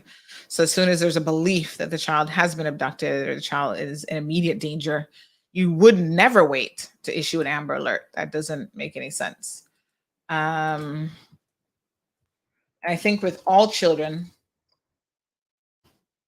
you no longer wait any period of time. So yeah, I think that's old school. And as a matter of fact, I'm looking at some government websites and it tells you what to do within the first 28 hours to immediately report it to law enforcement, request them to be on the lookout bulletin. A BOLO is what they call it. Involve the FBI, for example, if this is in the US, in the search. It says gathering evidence in the first 48 hours is what they do, but also getting the word out there, especially if you believe it's an abduction. But I think, again, what we see happening here is that there's this assumption that these kids are just up to no good and we don't care and they'll be found and it's no big deal if they're being raped or sexually molested or whatever, they'll eventually come back. And so that's the attitude. So there's a real lackadaisical attitude. So Viola's asking if the young man was a Jamaican national. He was married to a Caymanian. He had 2 Caymanian children. And his wife just had a baby a couple months ago. And the 1-year-old, unfortunately, was in the car with him when the accident happened. But as I just read on air, someone said that he's been here for so long that he spoke like a Caymanian. So, what a mess. All right, folks. Thank you guys so much for, again, tuning into the program. Really appreciate the love and support. Tomorrow's program, we're going to have some special medical guests in the studio with us. So please do not miss it. This will be their first appearance, but they're going to be regular guests in the program. And they have a lot to celebrate. And there will be prizes that will be given away. So ensure that you tune in for that, folks. So cannot wait until you have an opportunity to hear a little bit more. Good morning, Paul. Thank you, guys. Good morning, Miss Perla, Jess, and everybody else. Thank you guys so much for tuning into the program. Have a fabulous, fabulous day. And we will see you tomorrow morning. So until then, take care. Thank you for tuning in to another episode of The Cold Hard Truth on Bobo 89.1 FM. Cayman's #1 talk show is live weekdays from 7:30 to 9:30 a.m. Never miss an episode again. Find us on Facebook and YouTube for the latest show episodes, including special community interviews and much more. Follow Cayman Marl Road on Facebook and YouTube for all your community happenings.